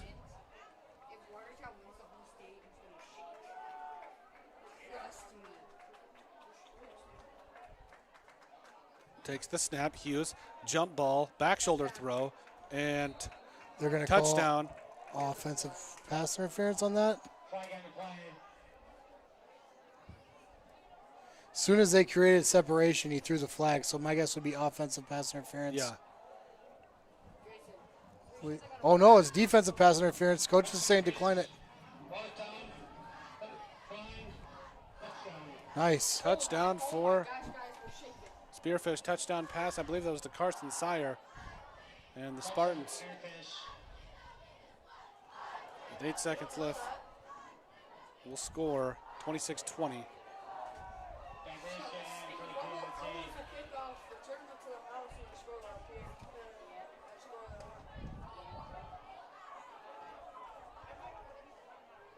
And that's gonna be a Fire. call. And Owen Meredith with some wheels. Ooh, I don't think he got Oh, there. he got in. He didn't get there. He slid down at the 1. Give it to the kid. Made 2 points. 2 points, 1 point wouldn't have made much of a difference. But Well, now if it does happen, you got to make the extra point. yeah. So yeah, I mean that.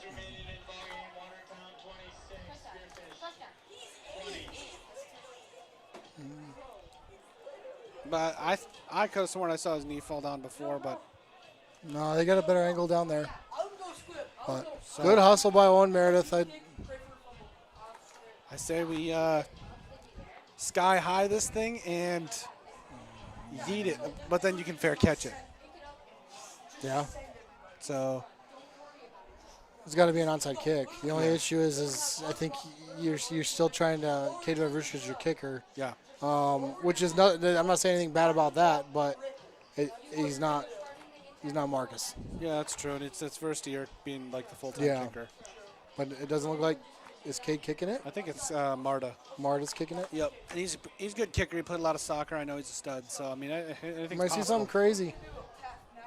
So you want that ball almost vertical or kind of bent towards Watertown to get the right bounce on it. And that is Ladson, who's actually kicking it. Nice. Come on. And that'll be kicked. There it And is. it's a good bounce, and it's gonna It's touch there. it. I can't. Spearfish has it. Spearfish has it. He didn't Hold touch on, it. hold on. No, he touched it at the 50. He touched it at the 50. There's no way. Spearfish has it. Spearfish. He touched it at the 50. Hold on. They are discussing. And, I mean, they let the offenses out, so Spearfish, I mean.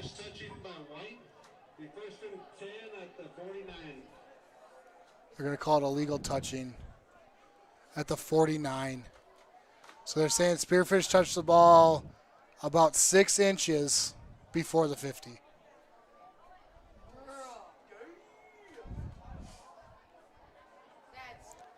So now, 8 seconds left.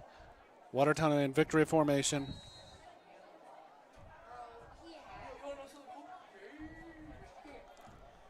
And that will do it here in Watertown. Colton Hall, Ben McCann on the call tonight. Yeah, it doesn't get much closer than that. That was No, it's a good game. Spearfish didn't quit. I mean, that's what Coach Teasen's talked about, not losing a game, just running out of time.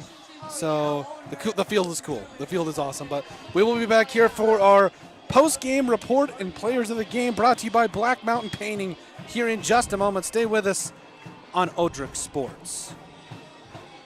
Each one tailored to the families who live in them. Our name means more because we go the extra mile. From the first sketch to the final walkthrough, we don't just build homes, we help build your legacy. Legacy Custom Homes and Designs, local, trusted, and here for the long haul.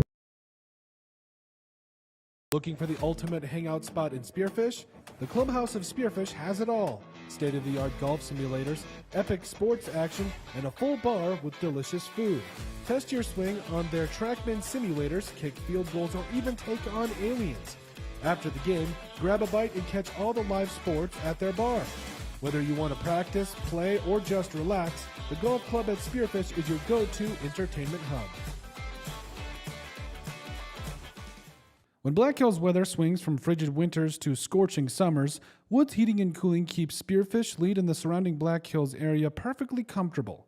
With over 10 years of trusted HVAC experience and expertise in everything from air conditioning to radiant floor heat, call Woods now at 605-861-9592 for dependable year-round comfort.